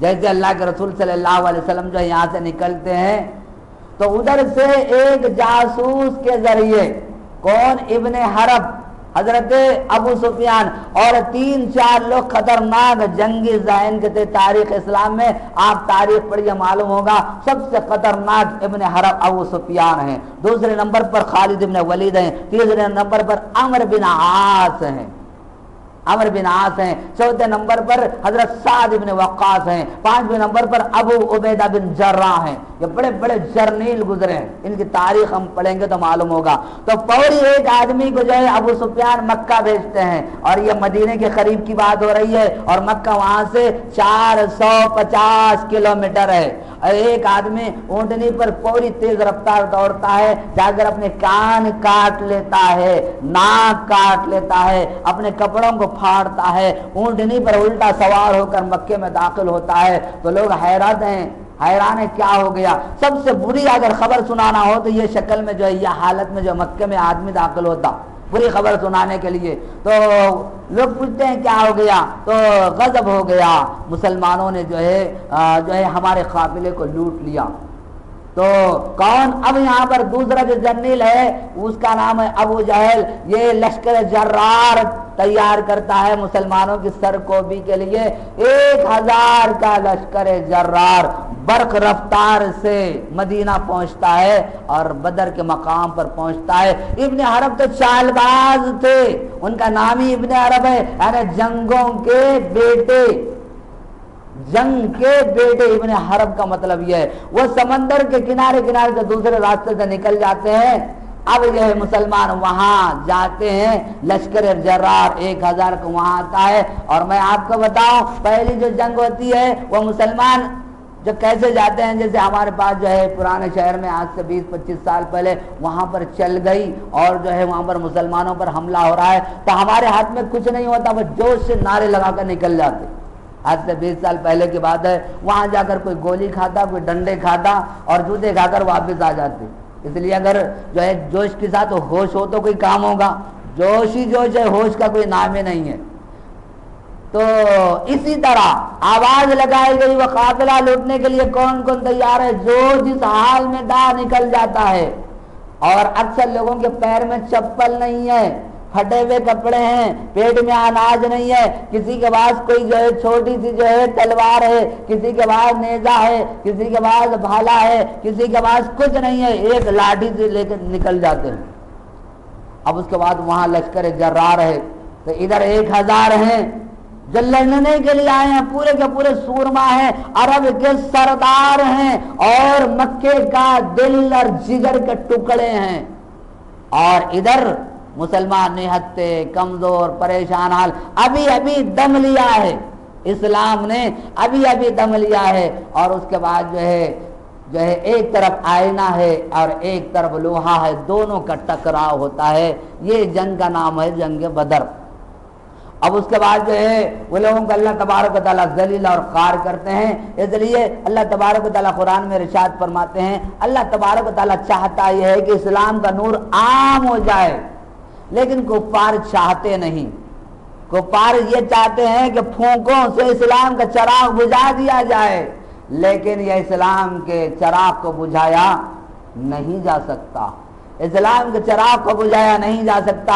تو خیر آپ کے سامنے جنگ کے حالات ہیں، جنگ بدر میں 70 یسورما مارے جاتے ہیں، 70 جگر کے ٹکڑوں کے ٹکڑے ہو جاتے ہیں، 70 قید ہو جاتے ہیں، بڑے بڑے، یہاں تک کہ قید ہونے والوں میں آپ حیران ہوں گے، ایک نام ہے حضرت عباس کا، جو اللہ کے رسول صلی اللہ علیہ وسلم کے خاص چاچا ہیں، جو اللہ کے رسول صلی اللہ علیہ وسلم سے غالباً عمر میں 2 سال بڑے ہیں، غالباً 2 سال بڑے ہیں۔ یہ اسلام قبول نہیں کیے تو یہ بھی پکڑے گئے ہیں، بلکہ جو ہے جو ٹکراؤ ہوا ہے ماموں بھانجے کو مارتا ہے، بھانجا ماموں کو مارتا ہے۔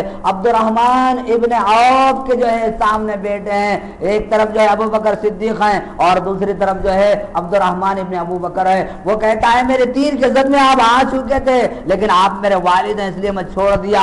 وہ ابو بکر کہتے ہیں خدا کی قسم تو میرے تیر کے زد میں آتا تو میں ٹکڑے کر دیتا، اس لیے کہ تو دشمن اسلام کے صف میں آیا تھا، تو اللہ کے رسول کا دشمن تھا، تو میں تیرے پرخ سے اڑا دیتا۔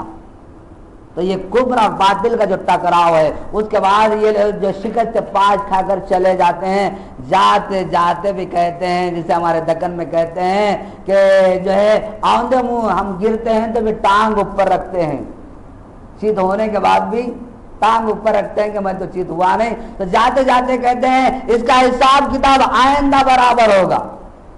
پھر جو دوسرے سال آتے ہیں، سن 3 ہجری میں آتے ہیں، کہاں پر غزوہ احد کا جو پہاڑ ہے وہاں پر آتے ہیں۔ تو بزرگوں اور دوستو یہ اسلام مدینے میں جاتا ہے، ابھی ابھی قرار پکڑا ہے، ابھی ابھی قرار پکڑا ہے، اس میں لڑنے جھگڑنے کی کوئی تاب نہیں ہے، اور وہ لوگ وہاں سے 480 کلومیٹر سے لڑنے آتے ہیں اور مسلمان اپنا دفاع کرتے ہیں۔ یہ جنگ کا نام ہے، اس کو کہتے ہیں کہ دفاعی جنگ، دفاعی جنگ۔ اور جب دوسری جنگ ہوتی ہے جنگ احد، تو اس میں جو ہے جو کفار کا جو لشکر ہے وہ 3000 کا ہے، 3000 کا جو لشکر ہے، اور ادھر جو اللہ کے رسول صلی اللہ علیہ وسلم کے جامعز ہیں وہ 700 ہیں، وہ 700 ہیں۔ لیکن ذرا سا غلطی سے جو ہے پہلے تو وہ منہ کی کھا رہے تھے اور کئی جو ہے گر رہے تھے، مر رہے تھے، آخر میں بہت سے لوگ بھاگ گئے میدان چھوڑ کر۔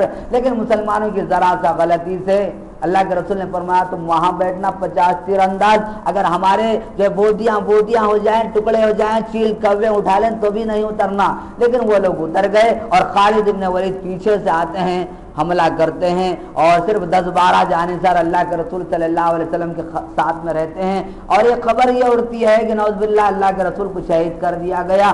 اللہ کے رسول گڑھے میں گر جاتے ہیں، ایک کافر جو ہے بنڈا اٹھا کر مارتا ہے تو اللہ کے رسول کو جو ہے یہاں مار لگتا ہے اور دانت شہید ہو جاتا ہے، اور ایک اگر تلوار سے وار کرتا ہے تو خود کے کڑیوں کے ساتھ پیشانی میں دھس جاتی ہے تلوار۔ تو عبد الرحمن ابن عوف جو ہے غالباً ابو عبیدہ بن جراح جو ہے اپنے دانتوں سے کھینچ کر نکالتے ہیں، اور اتنا اندر وہ زنجیر جا چکی تھی کہ آپ کے 2 دانت اکھڑ جاتے ہیں، آپ اندازہ کر سکتے ہیں۔ تو خیر 5 پلٹ جاتے ہیں، اور پچھلا جو بدلہ ہے یہاں برابر ہوتا ہے، 70 مسلمان شہید ہوتے ہیں، حضرت حمزہ شہید ہوتے ہیں اور بڑے بڑے صحابہ شہید ہوتے ہیں۔ یہ دوسری جنگ ہے، لیکن یہاں پر بھی ہوتا یہ ہے کہ جیسے مسلمانوں کو معلوم ہوتا ہے کہ اللہ کے رسول سے زندہ ہیں، پھر اس کے بعد 100 طرف سے جمع ہوتے ہیں، اور یہاں پر جو عشق کس کو کہتے ہیں، دیوانگی کس کو کہتے ہیں، اگر آپ لیلا مجنو کی تاریخ پڑھا ہے تو آپ یہاں پر ابو دجانہ کی تاریخ پڑھیے، حضرت طلحہ کی تاریخ پڑھیے، زبیر کی تاریخ پڑھیے، اور اسی طرح حضرت حمزہ کی تاریخ پڑھیے، معلوم ہوگا کہ عشق کس کو کہتے ہیں، دیوانگی کس کو کہتے ہیں۔ تو خیر بالآخر وہ وہاں سے دفع ہو جاتے ہیں۔ جاتے جاتے کون ان کا جو سرقیل ہے، سرغنا حضرت جو بعد میں حضرت بن گئے، ابو سفیان کہتا ہے ہم آئندہ سال آئیں گے اور اس کا بدلہ ہم چکائیں گے۔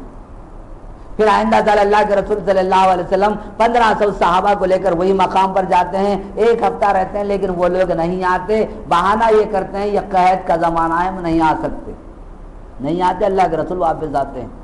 اب اس کے بعد جو ہے 5ویں سال ہوتا یہ ہے کہ اب تک جو ہے ایک جماعت کا نام نہیں آیا، وہ قوم ہے بنی اسرائیل۔ میں ذرا سا تفصیل اگر عرض کروں گا تو بنی اسرائیل کی حقیقت ہمیں سمجھ میں آئے گی۔ بزرگ اور دوستو، اللہ تبارک و تعالیٰ نے جو انبیاء کا سلسلہ چلایا ہے، نبی کا بیٹا نبی ہو یہ لازم نہیں ہے، نبی کا بیٹا شیطان بھی ہو سکتا ہے، نبی کا بیٹا ولی بھی ہو سکتا ہے، نبی کا بیٹا نبی بھی ہو سکتا ہے۔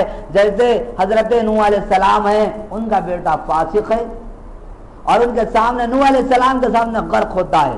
حضرت لوط علیہ السلام نبی ہیں، ان کی بیوی فاسق ہے، فاسقوں میں شمار ہے، اور اس پر بھی پتھر سنسار ہوتا ہے، وہ بھی ختم ہو جاتی ہے۔ تو یہ کوئی لازم نہیں ہے، لیکن کبھی کبھی اللہ تبارک و تعالیٰ کوئی خاندان کو نبوت کے لیے چن لیتے ہیں۔ تو حضرت ابراہیم علیہ السلام ہیں، حضرت ابراہیم علیہ السلام کے بڑے بیٹے ہیں حضرت اسماعیل علیہ السلام، اور اس کے 10 سال کے بعد ہیں حضرت اسحاق علیہ السلام۔ حضرت اسحاق علیہ السلام کے ایک بیٹے ہیں یعقوب علیہ السلام، اور حضرت یعقوب علیہ السلام کے 12 بیٹے ہیں، اور 12 میں سے سب سے چھوٹے بنیامین، اس سے ذرا بڑے حضرت یوسف علیہ السلام، اور یوسف علیہ السلام کے پھر 12 بیٹے۔ تو اس طرح سلسلہ نبوت چل جاتا ہے۔ اور حضرت یعقوب علیہ السلام کا دوسرا نام اسرائیل ہے۔ یعقوب علیہ السلام کے بڑے بیٹے کا نام یہودا ہے۔ یوسف علیہ السلام کے جو بڑے بیٹے ہیں، یوسف علیہ السلام کے جو بڑے بھائی ہیں، ان کا نام یہودا ہے۔ یعقوب علیہ السلام کا دوسرا نام اسرائیل ہے۔ تو یعقوب علیہ السلام سے جو نسل چلتی ہے انبیاء کی اور عام انسانوں کی، وہ نسل کو بنی اسرائیل کہا جاتا ہے۔ ادھر حضرت اسماعیل علیہ السلام ہیں، اسماعیل علیہ السلام کے بیٹے، پوتے، پڑ پوتے، چھکڑ پوتے، لیکن کوئی نبی نہیں، سلسلہ چل رہا ہے، ہزاروں سال کا سلسلہ چل رہا ہے، لیکن کوئی نبی نہیں ہے۔ اور ادھر کا سلسلہ دیکھیے، نبوت پر نبوت، نبی پر نبی، یہاں تک کہ اللہ تبارک و تعالیٰ موسیٰ علیہ السلام بنی اسرائیل میں، عیسیٰ علیہ السلام بنے اسرائیل میں، داؤد علیہ السلام بنے اسرائیل میں، اور سلیمان علیہ السلام بنے اسرائیل میں، اور جو ہے یحییٰ علیہ السلام بنے اسرائیل میں، داؤد علیہ السلام بنے اسرائیل میں، اور عزیر علیہ السلام بنے اسرائیل میں۔ ہزاروں انبیاء کرام کو اللہ تبارک و تعالیٰ نے بنی اسرائیل میں مبعوث فرمایا اور پیدا فرمایا، اور بے حساب احسانات اور اکرامات کی بارش کیا اللہ تبارک و تعالیٰ نے بنی اسرائیل پر۔ تب یہ لوگوں کو یہ قبض دل میں یہ بیٹھ گیا، ہم نبیوں کی اولاد ہیں، ہم انبیاء کرام کی اولاد ہیں، اور نحن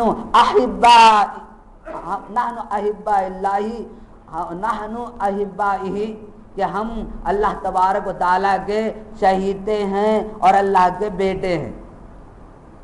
انہوں نے یہ کہا، قرآن کہتا ہے ان کے الفاظ کہ نحنو ابناء اللہ و احباؤہ، کہ ہم اللہ کے بیٹے ہیں اور اللہ کے چہیتے ہیں، اس لیے کہ ہم انبیاء کی اولاد ہیں، ہم انبیاء کی اولاد ہیں۔ اور یہ ایسے گمراہ ہو گئے کہ انہوں نے انبیاء کرام کو پریشان کیا، انبیاء کرام کو تختہ دار پر چڑھایا، انبیاء کرام کے نعوذ باللہ قتل کیا، انبیاء کرام کا خون بہایا، ایک دن 70 نبیوں کا خون بہایا۔ کس نے؟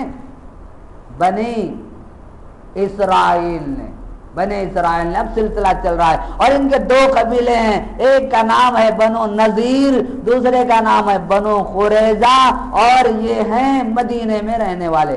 مکے میں کوئی نہیں رہتا تھا، مکے میں مشرکین ہیں، اور مدینے میں جو ہے دو ہیں، ایک تو یہود اور دوسرے نصارہ، عیسیٰ علیہ السلام کو ماننے والے اور حضرت موسیٰ علیہ السلام کو ماننے والے، اور ان کے ذہن میں یہ بات بیٹھی ہوئی ہے کہ ہم جو ہے اللہ تبارک و تعالیٰ کے بیٹے ہیں، ہم اللہ کے چہیتے ہیں، ہم اہل کتاب ہیں، ہم پڑھے لکھے لوگ ہیں، ہم اگر گناہ کریں تو کوئی گناہ نہیں، اور ہمیں اللہ تبارک و تعالیٰ نے حکومت کے لیے بنایا ہے، انسانوں کی قیادت کے لیے اللہ تبارک و تعالیٰ نے ہمیں پیدا کیا ہے، انسانوں کی حکومت کرنے کے لیے اللہ تبارک و تعالیٰ نے پیدا کیا ہے۔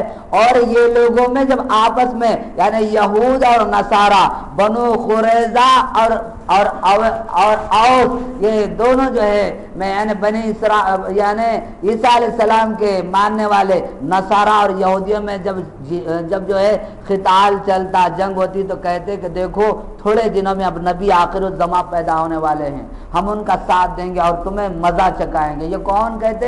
یہود نصارہ سے کہتے اور نصارہ یہود سے کہتے۔ اب اس کے بعد اللہ تبارک و تعالیٰ نے اللہ کے رسول کا انتخاب بنی اسماعیل سے پیدا فرمایا تھا۔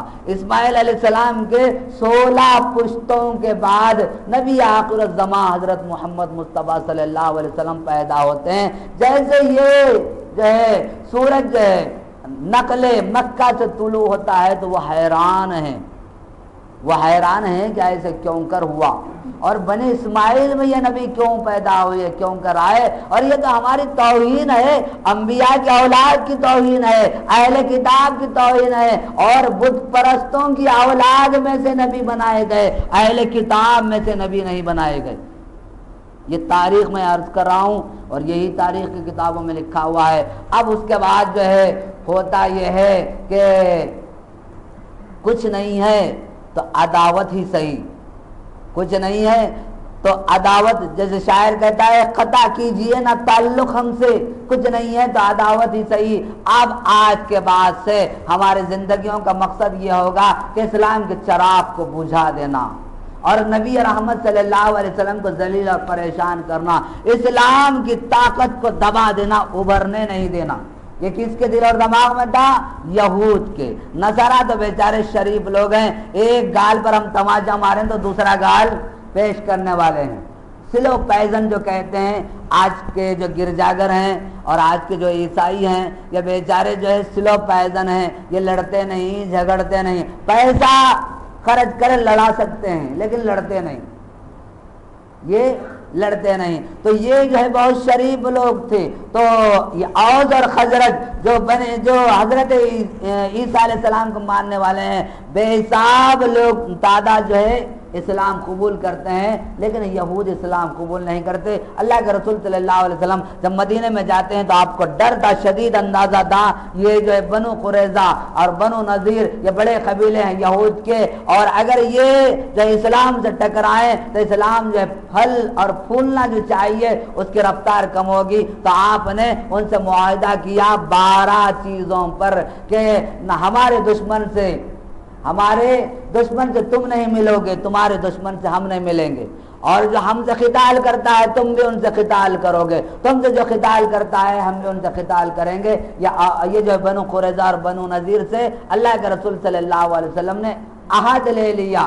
اب اس کے بعد جو اسلام جو ہے تیزی سے عام ہو رہا ہے۔ تب اس کے بعد ہوتا یہ ہے، اللہ کے رسول کو تو اندیشہ ہے اور اللہ کے رسول چاہتے یہ ہیں انبیاء کی اولاد اسلام قبول کریں، اہل کتاب اسلام قبول کریں، آسمانی دین کو ماننے والے اسلام قبول کریں، لیکن یہ لوگ اسلام قبول نہیں کرتے۔ لیکن آہستہ آہستہ بعض لوگ ان میں کے آتے جاتے رہتے ہیں۔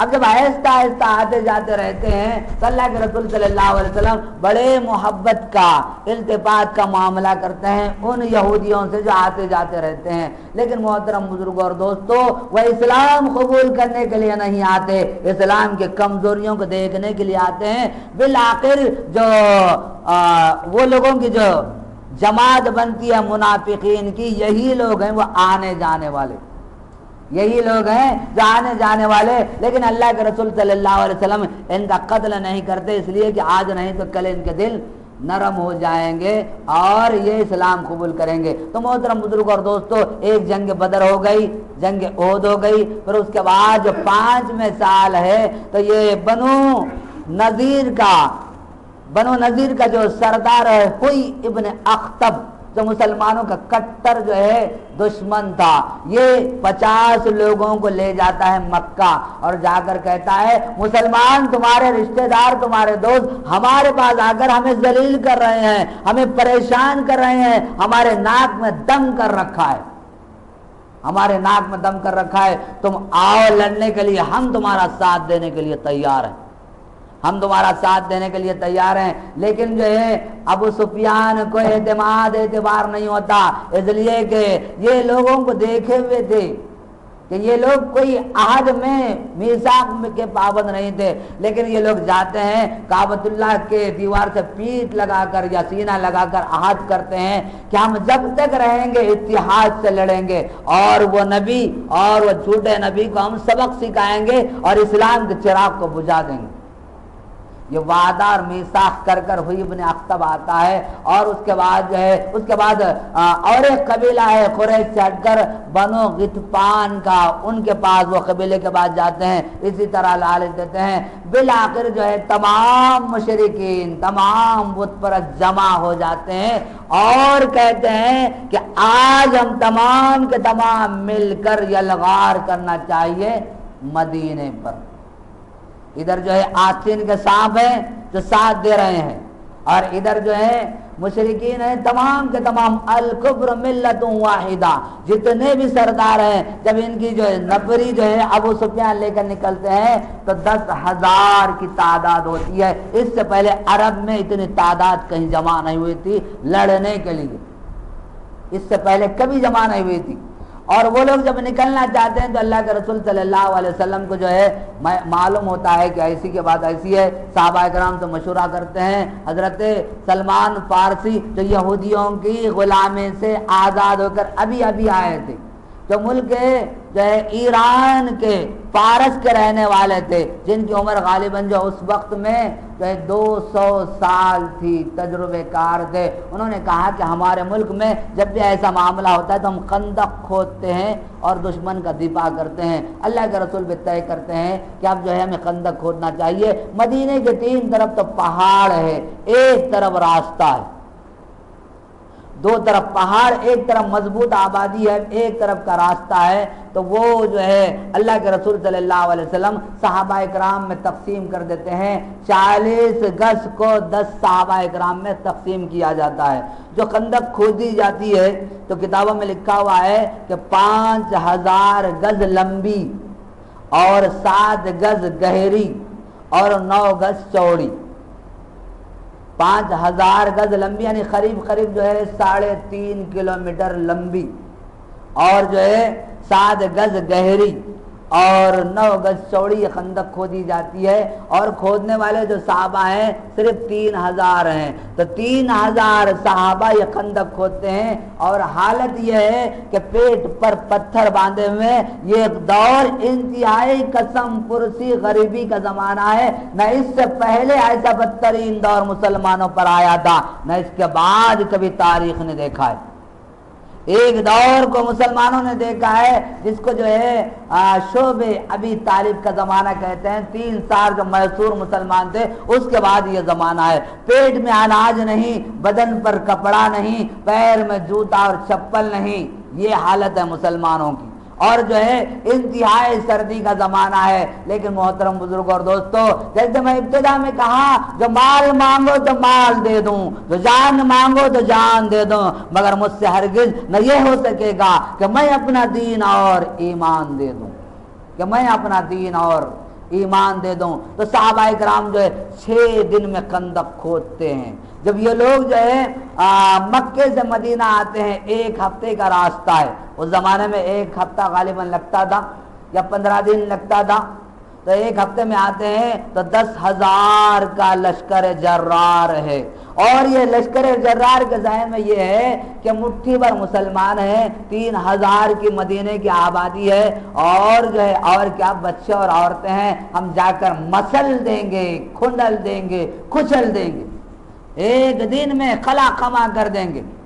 یہ غرور سے آ رہے ہیں، لیکن محترم بزرگ اور دوستو، اکبر نے کیا خوب کہا تھا، انہیں غرور تو مجھ کو بھی ناز ہے اکبر، انہیں غرور تو مجھ کو بھی ناز ہے اکبر، سوائے خدا کے سب ان کا ہے، سب ان کا ہے اور خدا میرا، سوائے خدا کے سب ان کا ہے اور خدا میرا۔ اللہ تبارک و تعالیٰ کی مدد اور نصرت اور طاقت ہے اور کچھ نہیں ہے مسلمانوں کے پاس۔ پیٹ پر اور جو جنگ کے جو غزوہ احزاب اور جو یہ کھودی جاتی ہے، خندق جو کھودی جاتی ہے، اس کی تفصیل بہت زیادہ ہے، اور مسلمان کیسے حالت میں تھے یہ اللہ ہی جانتا ہے، جو تاریخ میں لکھا ہے ہم تصور نہیں کر سکتے۔ اب اس کے بعد یہ لشکر جرار جیسے آتا ہے، پریشان حال ہے، پریشان ہے یہ کیا ہو گیا، ہم نے تو سوچا بھی نہیں تھا۔ اب اس کے بعد جو ہے 3000 کا لشکر 3 ٹکڑیوں میں مسلمانوں کے تقسیم ہوتا ہے، ایک تو خندق کی اور جو ہے ایک تو جو ہے مسلمان عورتوں، بوڑھوں اور بچوں کی نگرانی کر رہے ہیں جو قلعے میں رکھا گیا، اور دوسرے جو بنو قریظہ اور یہود ہیں ان کی آبادی بھی مدینے کے قریب میں ہے، ان پر نظر رکھے ہوئے جو آستین کے ساتھ، اور تیسری کچھ جماعت ایسی ہے جو اللہ کے رسول صلی اللہ علیہ وسلم کی حفاظت میں لگے ہوئی ہے، چوتھی اور طاقتور جماعت ہے جو خندق کی حفاظت کر رہی ہے۔ حضرت علی ہیں، عبد الرحمن ابن عوف ہیں، بڑے بڑے صحابہ ہیں۔ اب اس کے بعد 1 دن 2 دن 3 دن 4 دن جیسے جیسے یہ محاصرہ طویل ہوتا ہے ویسے ویسے لوگوں میں جوش اور خروش پیدا ہوتا ہے۔ بالآخر ایک سردار جو ہے قریش کا، وہ جو ہے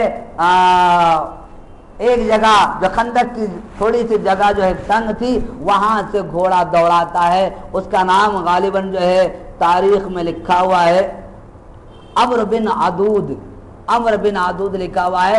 آپ حیران ہوں گے جس بوڑھے کی عمر 82 سال ہے، 82، یہ خندق کو عبور کرتا ہے، اور عبور کرنے کے بعد حل میں مبادرت کہ کون ہے جو مجھ سے لڑے، تو حضرت علی تیار ہو جاتے ہیں، اور غالباً حضرت علی کی اس وقت میں عمر جو ہے 17 سال یا 18 سال ہے۔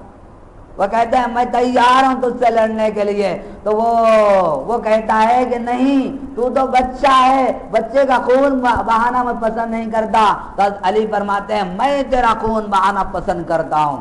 جیسے وہ سنتا ہے اور یہ پورا لوہے میں جو ہے غرق ہے، پوری تیش آتا ہے اور حضرت علی پر جا کر وار کرتا ہے، حضرت علی بچاتے ہیں، ذرا سا پیشانی زخمی ہوتی ہے، پھر اس کے بعد حیدر کرار جو تلوار مارتے ہیں تو اس بوڑھے کے 2 ٹکڑے ہو جاتے ہیں، اس کے 2 ٹکڑے ہو جاتے ہیں۔ اور دوسرے دن ایک دوسرا عرب کا سردار نوجوان ہے جس کا نام ہے نوفل بن عبداللہ، جو سردار ہے۔ اصل میں عرب میں جو ہے بہت کھچڑی حکومت تھی، ٹکڑی ٹکڑی ٹکڑی، جو 10 کلومیٹر کا ایک ملک، پھر 10 کلومیٹر کا ایک جنگل کا راج تھا۔ تو ایک جو ہے اس کا علاقے کا سردار ہے، وہ جوش میں آ کر جب پھلانگتا ہے، اوندے منہ گرتا ہے اور گردن ٹوٹتی ہے، مر جاتا ہے۔ تو وہ لوگ 10,000 درہم اللہ کے رسول صلی اللہ علیہ وسلم کی خدمت میں بھیجتے ہیں اور کہتے ہیں یہ ہمارا سردار تھا، آپ یہ 10,000 اس کی دیت لیجئے اور ہمیں اس کی لاش دیجئے۔ تو تاریخ میں لکھا ہوا ہے، اللہ کے رسول فرماتے ہیں وہ مردود تھا اور اس کی دیت بھی مردود ہے، وہ ناپاک تھا، اس کی دیت یہ مال بھی ناپاک ہے۔ پیٹ پر پتھر بندھے ہوئے ہیں، پیٹ پر پتھر بندھے ہوئے ہیں، لباس کوئی ڈھنگ کا نہیں ہے، پیر میں جوتا نہیں ہے، کڑاکے کی سردی ہے، لیکن اللہ کے رسول صلی اللہ علیہ وسلم فرماتے ہیں وہ جو ہے ناپاک اور خبیث تھا، اس کا مال بھی خبیث ہے، اس کی لاش کو بھی لے جاؤ اور یہ دیت پیسہ بھی لے جاؤ۔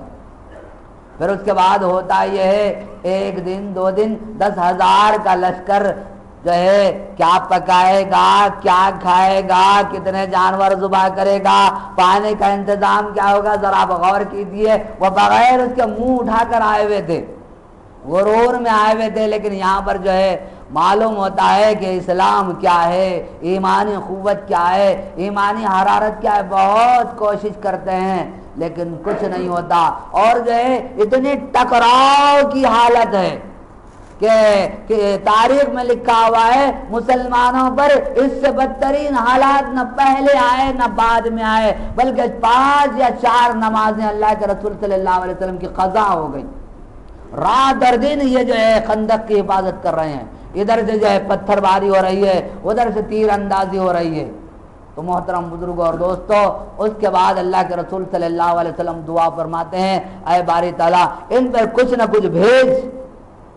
تو اللہ تبارک و تعالیٰ فرماتے ہیں کہ میں ان پر فرشتوں کو بھیجتا ہوں، میں ان پر فرشتوں کو بھیجتا ہوں۔ اور اس کے بعد ہوتا یہ ہے کہ قریش کے سردار ہیں قبیلے جو ہے غطفان کے، جن کا نام ہے نعیم بن مسعود اشجعی، وہ اندر اندر اسلام قبول کرتے ہیں اور چھپ چھپ کر اللہ کے رسول کے پاس آتے ہیں، فرماتے ہیں یا رسول اللہ صلی اللہ علیہ وسلم میں اسلام کا دشمن تھا، لیکن میں اب اسلام قبول کر کر خدمت کے لیے آیا ہوں اور میری زندگی آپ کے حوالے ہے، آپ جہاں چاہے مجھے استعمال کر سکتے ہیں، اور میرے قبیلے کے کوئی لوگ نہیں جانتے کہ میں نے اسلام قبول کیا ہے، آپ بتائیے میں کیا کروں؟ تو اللہ کے رسول فرماتے ہیں کوئی ایسی چال چلو، کوئی ایسی تدبیر کرو کہ بنو قریظہ میں اور قریش میں اختلاف ہو جائے اور دونوں میں انتشار ہو جائے۔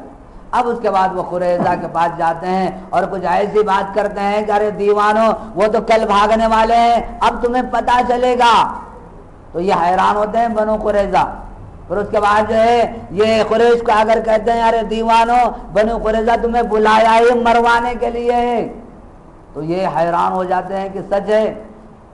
جیسے جو ہے خیر واقعہ ہوتا تو میں عرض کرتا، آدمی جب کسی سے جلن کا شکار ہوتا ہے تو کیسے بدگمانیاں ہوتے ہیں، کیسے واقعات ہوتے ہیں، کئی واقعات ہیں۔ تو خیر وقت جو ہے زیادہ ہو رہا ہے تو میں تفصیل میں زیادہ نہ جاتے ہوئے عرض کرنا چاہتا ہوں خلاصے کے طور پر کہ اس کے بعد اللہ تبارک و تعالیٰ جو ہے ان پر ایسی ہوا بھیجتا ہے خطرناک، اور خطرناک سردی بھیجتا ہے۔ ہندوستان کی سردی اور سعودی عرب کی سردی میں فرق یہ ہے کہ جیسے شاعر کہتا ہے ایک گاؤں سے آدمی شہر حیدرآباد آ رہا ہے بہت زمانے کے بعد، اس کے دور کے رشتہ دار رہتے ہیں، اور گاؤں کے لوگ ابھی بھی بہت بھولے والے ہیں، اگر ہم غلطی سے گاؤں کو جائیں تو ایک ہفتہ چھوڑتے نہیں، وہ اتنی ہماری خاطر تواضع کرتے ہیں، گھر چھوٹا ہو لیکن دل بڑا ہوتا ہے، ایک ہفتہ چھوڑتے نہیں، ہمارے پیچھے لگ جاتے ہیں، ہم پریشان ہو جاتے ہیں۔ تو وہ آدمی بھی ایسے ہی سمجھ رہا ہے، جب وہ آ رہا ہے تو ایک شاعر کہتا ہے، تو اس کے کیفیات اور اس کے دلی جذبات کی شاعر ترجمانی کر رہا ہے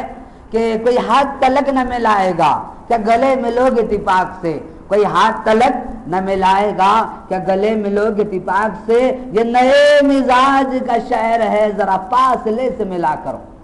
جیسے ہمارے نوجوان جب مسابقہ کرتے ہیں تو 3 انگلیاں لگاتے ہیں، بس ختم ہو گیا، اب یہ کیا مسابقہ کریں گے، کیا گلے ملیں گے، یہ نئے مزاج کا شعر ہے ذرا فاصلے سے ملا کرو۔ تو یہاں دکن کی جو سردی ہے یوں سمجھیے جیسا خالی مسابقہ 3 انگلیوں سے مسابقہ کر جاتی ہے، اور دکن سے ہٹ کر مہاراشٹر اور کرناٹک کی جو سردی ہے وہ تگڑا مسابقہ کرتی ہے، اور جو بہار کی یوپی کی سردی ہے وہ لپٹ جاتی ہے، اور جو سعودی کی سردی ہے اندر گھس جاتی ہے، جیسے کہ ابلیس آدم علیہ السلام کے اندر گھس جاتا ہے۔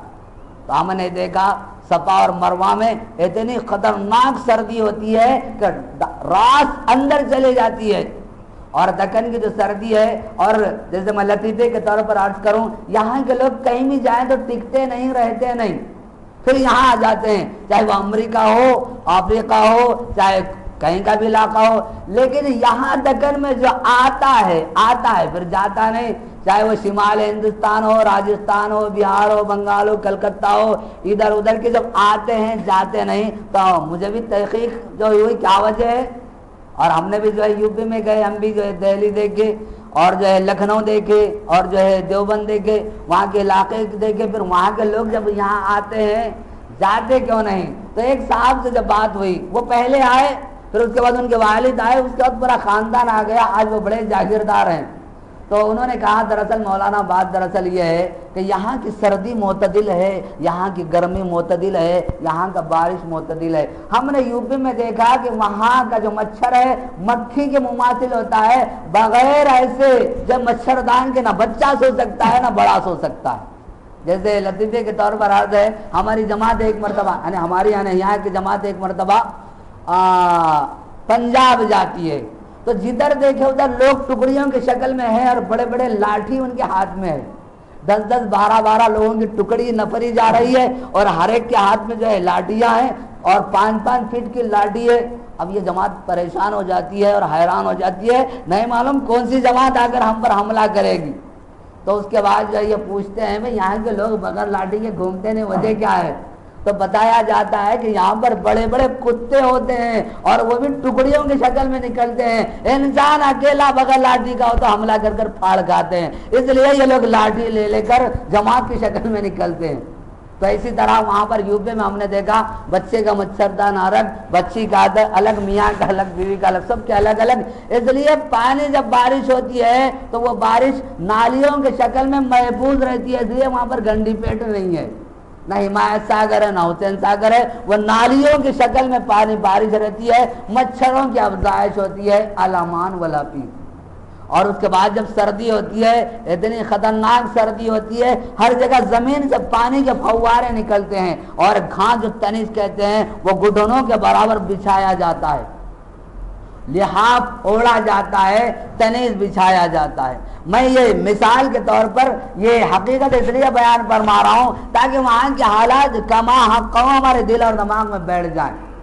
اس کے بعد جو ہے یوپی کی گرمی اتنی خطرناک ہوتی ہے، تلووں میں سے جو چنگاریاں نکلتی ہیں، اور جو ہے الامان والافید جو گئے ہیں دیکھے ہوں گے اور دیکھے ہیں، لیکن جب وہ لوگ یہاں آتے ہیں گرما کا موسم گزر گیا لیکن کوئی ویسی گرمی نہیں، وہاں پر سڑی گرمی ہوتی ہے 2 مہینہ، کوئی ہوا چلتی نہیں، صبح نہ رہے ہیں، دوپہر نہ رہے ہیں، شام نہ رہے ہیں، صبح دوپہر شام، لیکن نہا کر جو حمام کے باہر آتے ہیں پھر جیسے کہ ویسے۔ تو وہ لوگ جب یہاں آتے ہیں تو جیسا حضور نظام نے، میر عثمان علی خان بہت بڑے شاعر تھے، تو انہوں نے کہا تھا کہ بہت خوشنما شہر دیکھے ہیں ہم نے، بہت خوشنما شہر دیکھے ہیں ہم نے، مگر تیرا جادو کسی میں نہیں ہے، شہر حیدرآباد مگر تیرا جادو کسی میں نہیں ہے۔ تو یہ تو ہم خود بھی اس کے چشمدید گواہ ہیں۔ تو اور وہاں کے لوگ یہاں آتے ہیں، گرما چلا جاتا ہے محسوس نہیں ہوتا، سردی گزر جاتی ہے محسوس نہیں ہوتا، اب خطرناک بارش ہوتی ہے، 15 منٹ کے بعد ہم باہر نکلتے ہیں تو کہیں بارش نہیں، کہیں ڈبرے نہیں، کہیں گڑھے نہیں، کہیں بڑے بڑے مچھر نہیں، تو وہ لوگ کہتے ہیں بہت زرخیز زمین ہے، یہاں سے جانا نہیں چاہیے۔ تو محترم بزرگ اور دوستو، یوپی کی سردی ایسی ہوتی ہے لپٹ جاتی ہے، لیکن سعودی میں 2 ہی موسم ہوتے ہیں، ایک گرما اور ایک سردی، اور سردی ایسی ہوتی ہے کہ جگر کے پار ہو جاتی ہے۔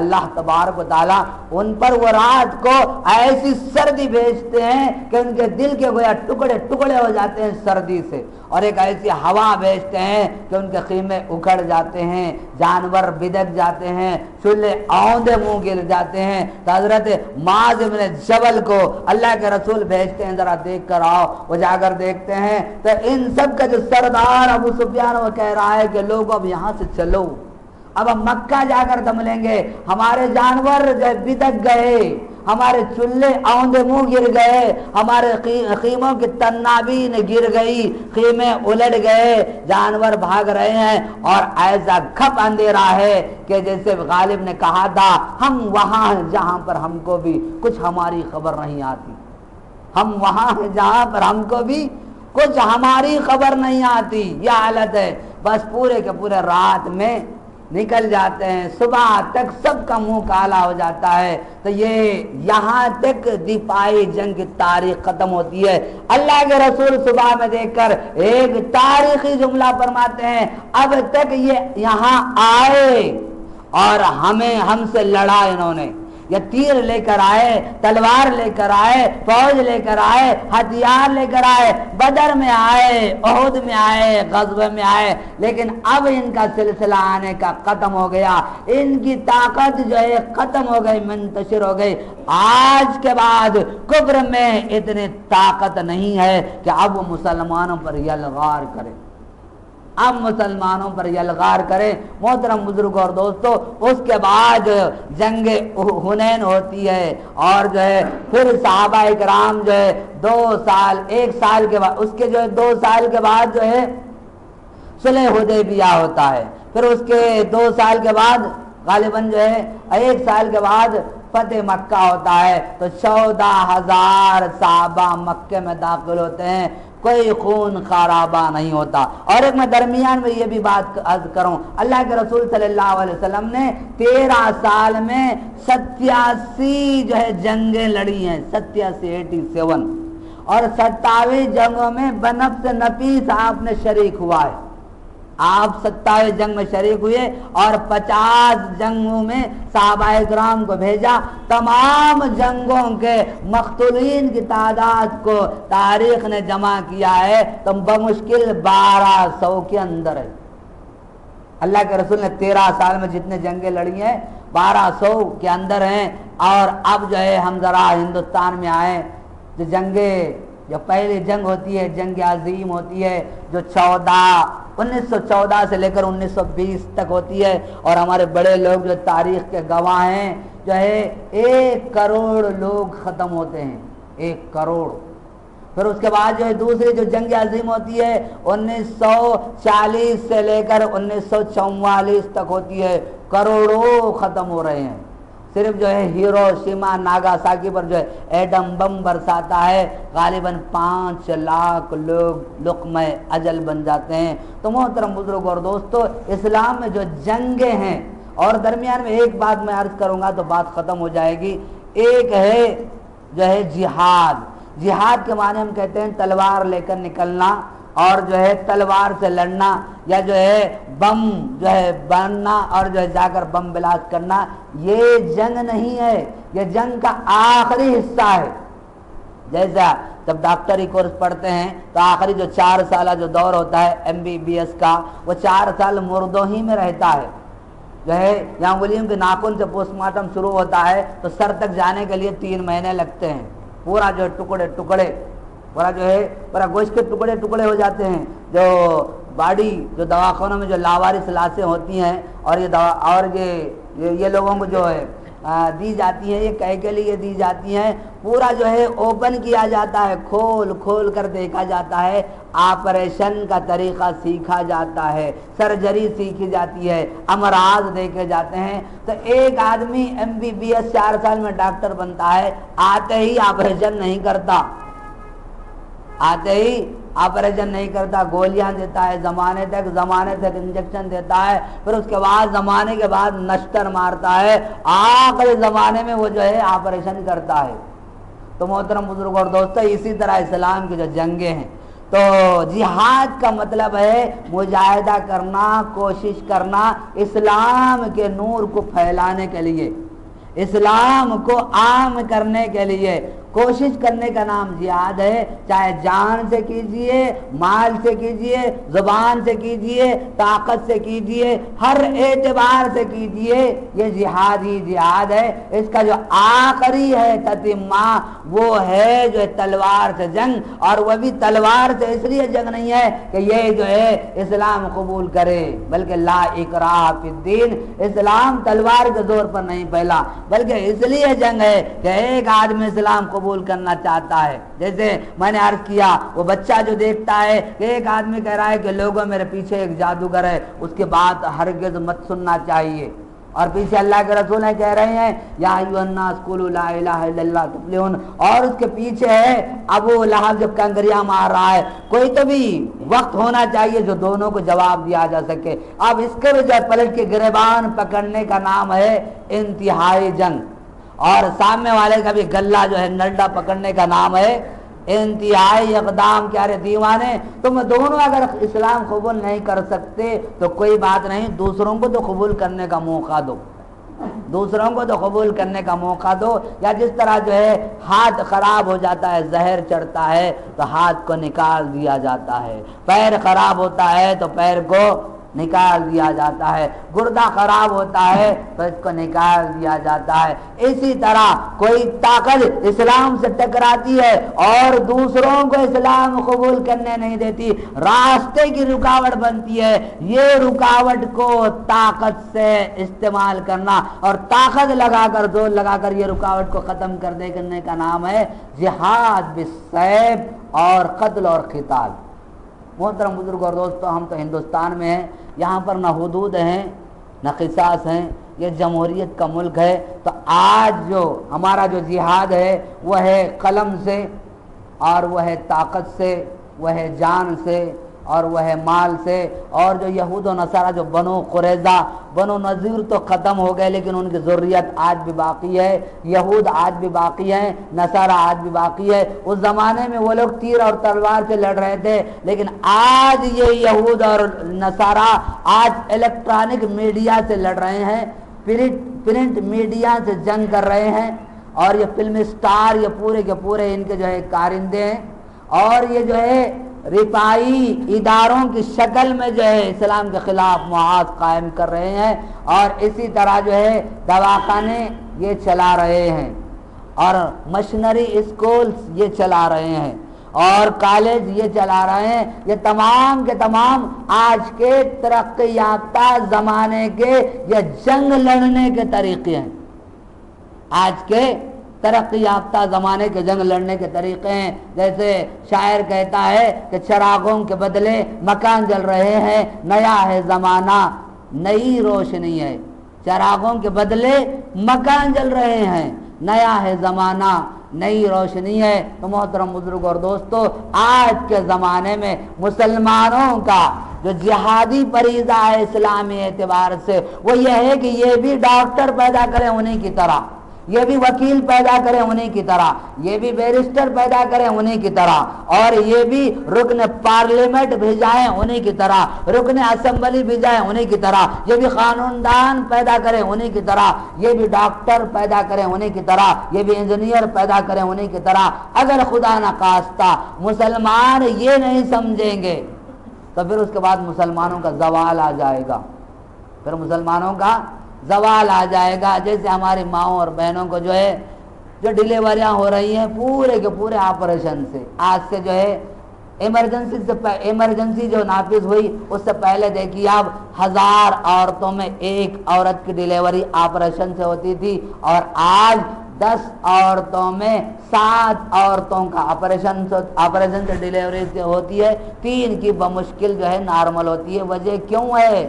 وجہ یہ ہے کہ ہماری طاقت ادھر نہیں ہے, سب انہیں کی طاقت ہے, سب جو ہے یہود و نصارہ کے اہل کار ہیں. ہم یہ سمجھتے ہیں کہ یہود و نصارہ یہاں نہیں ہیں. محترم بزرگ اور دوستو, ہندوستان کے کون سے محلے میں اور کون سے روڈ پر کون سے نمبر کی گاڑی چل رہی ہے آج یہود اسرائیل میں بیٹھ کر دیکھ رہے ہیں, امریکہ میں بیٹھ کر دیکھ رہے ہیں. آج تمام جو ہے ہماری تباہی اور بربادی کے جو ہے تمام داستانیں وہیں پر جو ہے فٹ ہو رہی ہیں, وہیں پر پلان سٹ ہو رہا ہے. لیکن ہم سمجھ رہے ہیں کہ غزوہ احزاب جو ہو گیا, غزوہ بدر جو ہو گیا, غزوہ خندق جو ہو گیا. محترم بزرگوں اور دوستو, وہ تو ایک علامت تھی. مکی دور ایک علامت تھا, مدینی دور ایک علامت ہے, جنگ احزاب ایک علامت تھا.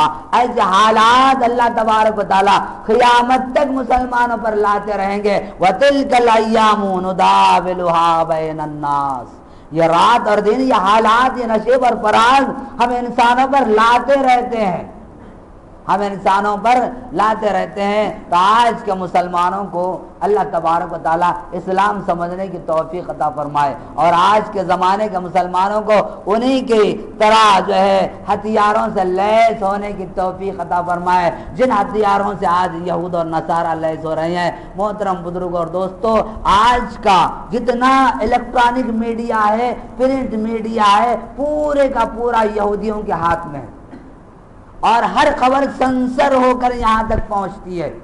اور ہوتا یہ ہے کہ دونوں مجرم تھے مگر حکم عدالت دیکھو, میں سزا یاب ہوا, اس کو خطابات ملے. پرنٹ میڈیا, الیکٹرانک میڈیا ان کے ہاتھ میں ہے. تو ہو رہا یہ ہے کہ دونوں مجرم تھے مگر حکم عدالت دیکھو, میں سزا یاب ہوا, اس کو خطابات ملے, اس کو خطابات ملے. جیسے جو ہے صدام حسین کا تختہ الٹتا ہے تو اس کے بعد لوگ جشن کر رہے ہیں, وہ جو ناچ رہے ہیں, گا رہے ہیں, وہ یہ جشن کی تصویر نہیں ہے. 1 سال پہلے عید اور تہوار کے موقع پر جو فلسطین اور لبنان اور عراق کے لوگ جشن منائے تھے, وہ تصویر جو بتاتا ہے اور کہتا ہے کہ عراق کے لوگ صدام حسین کا تختہ الٹنے سے جشن منا رہے ہیں اور ہم بھولے بھالے ہیں خوش ہو رہے ہیں. اس لیے کہ یہ الیکٹرانک میڈیا اور پرنٹ میڈیا پورا انہیں کے قبضے میں.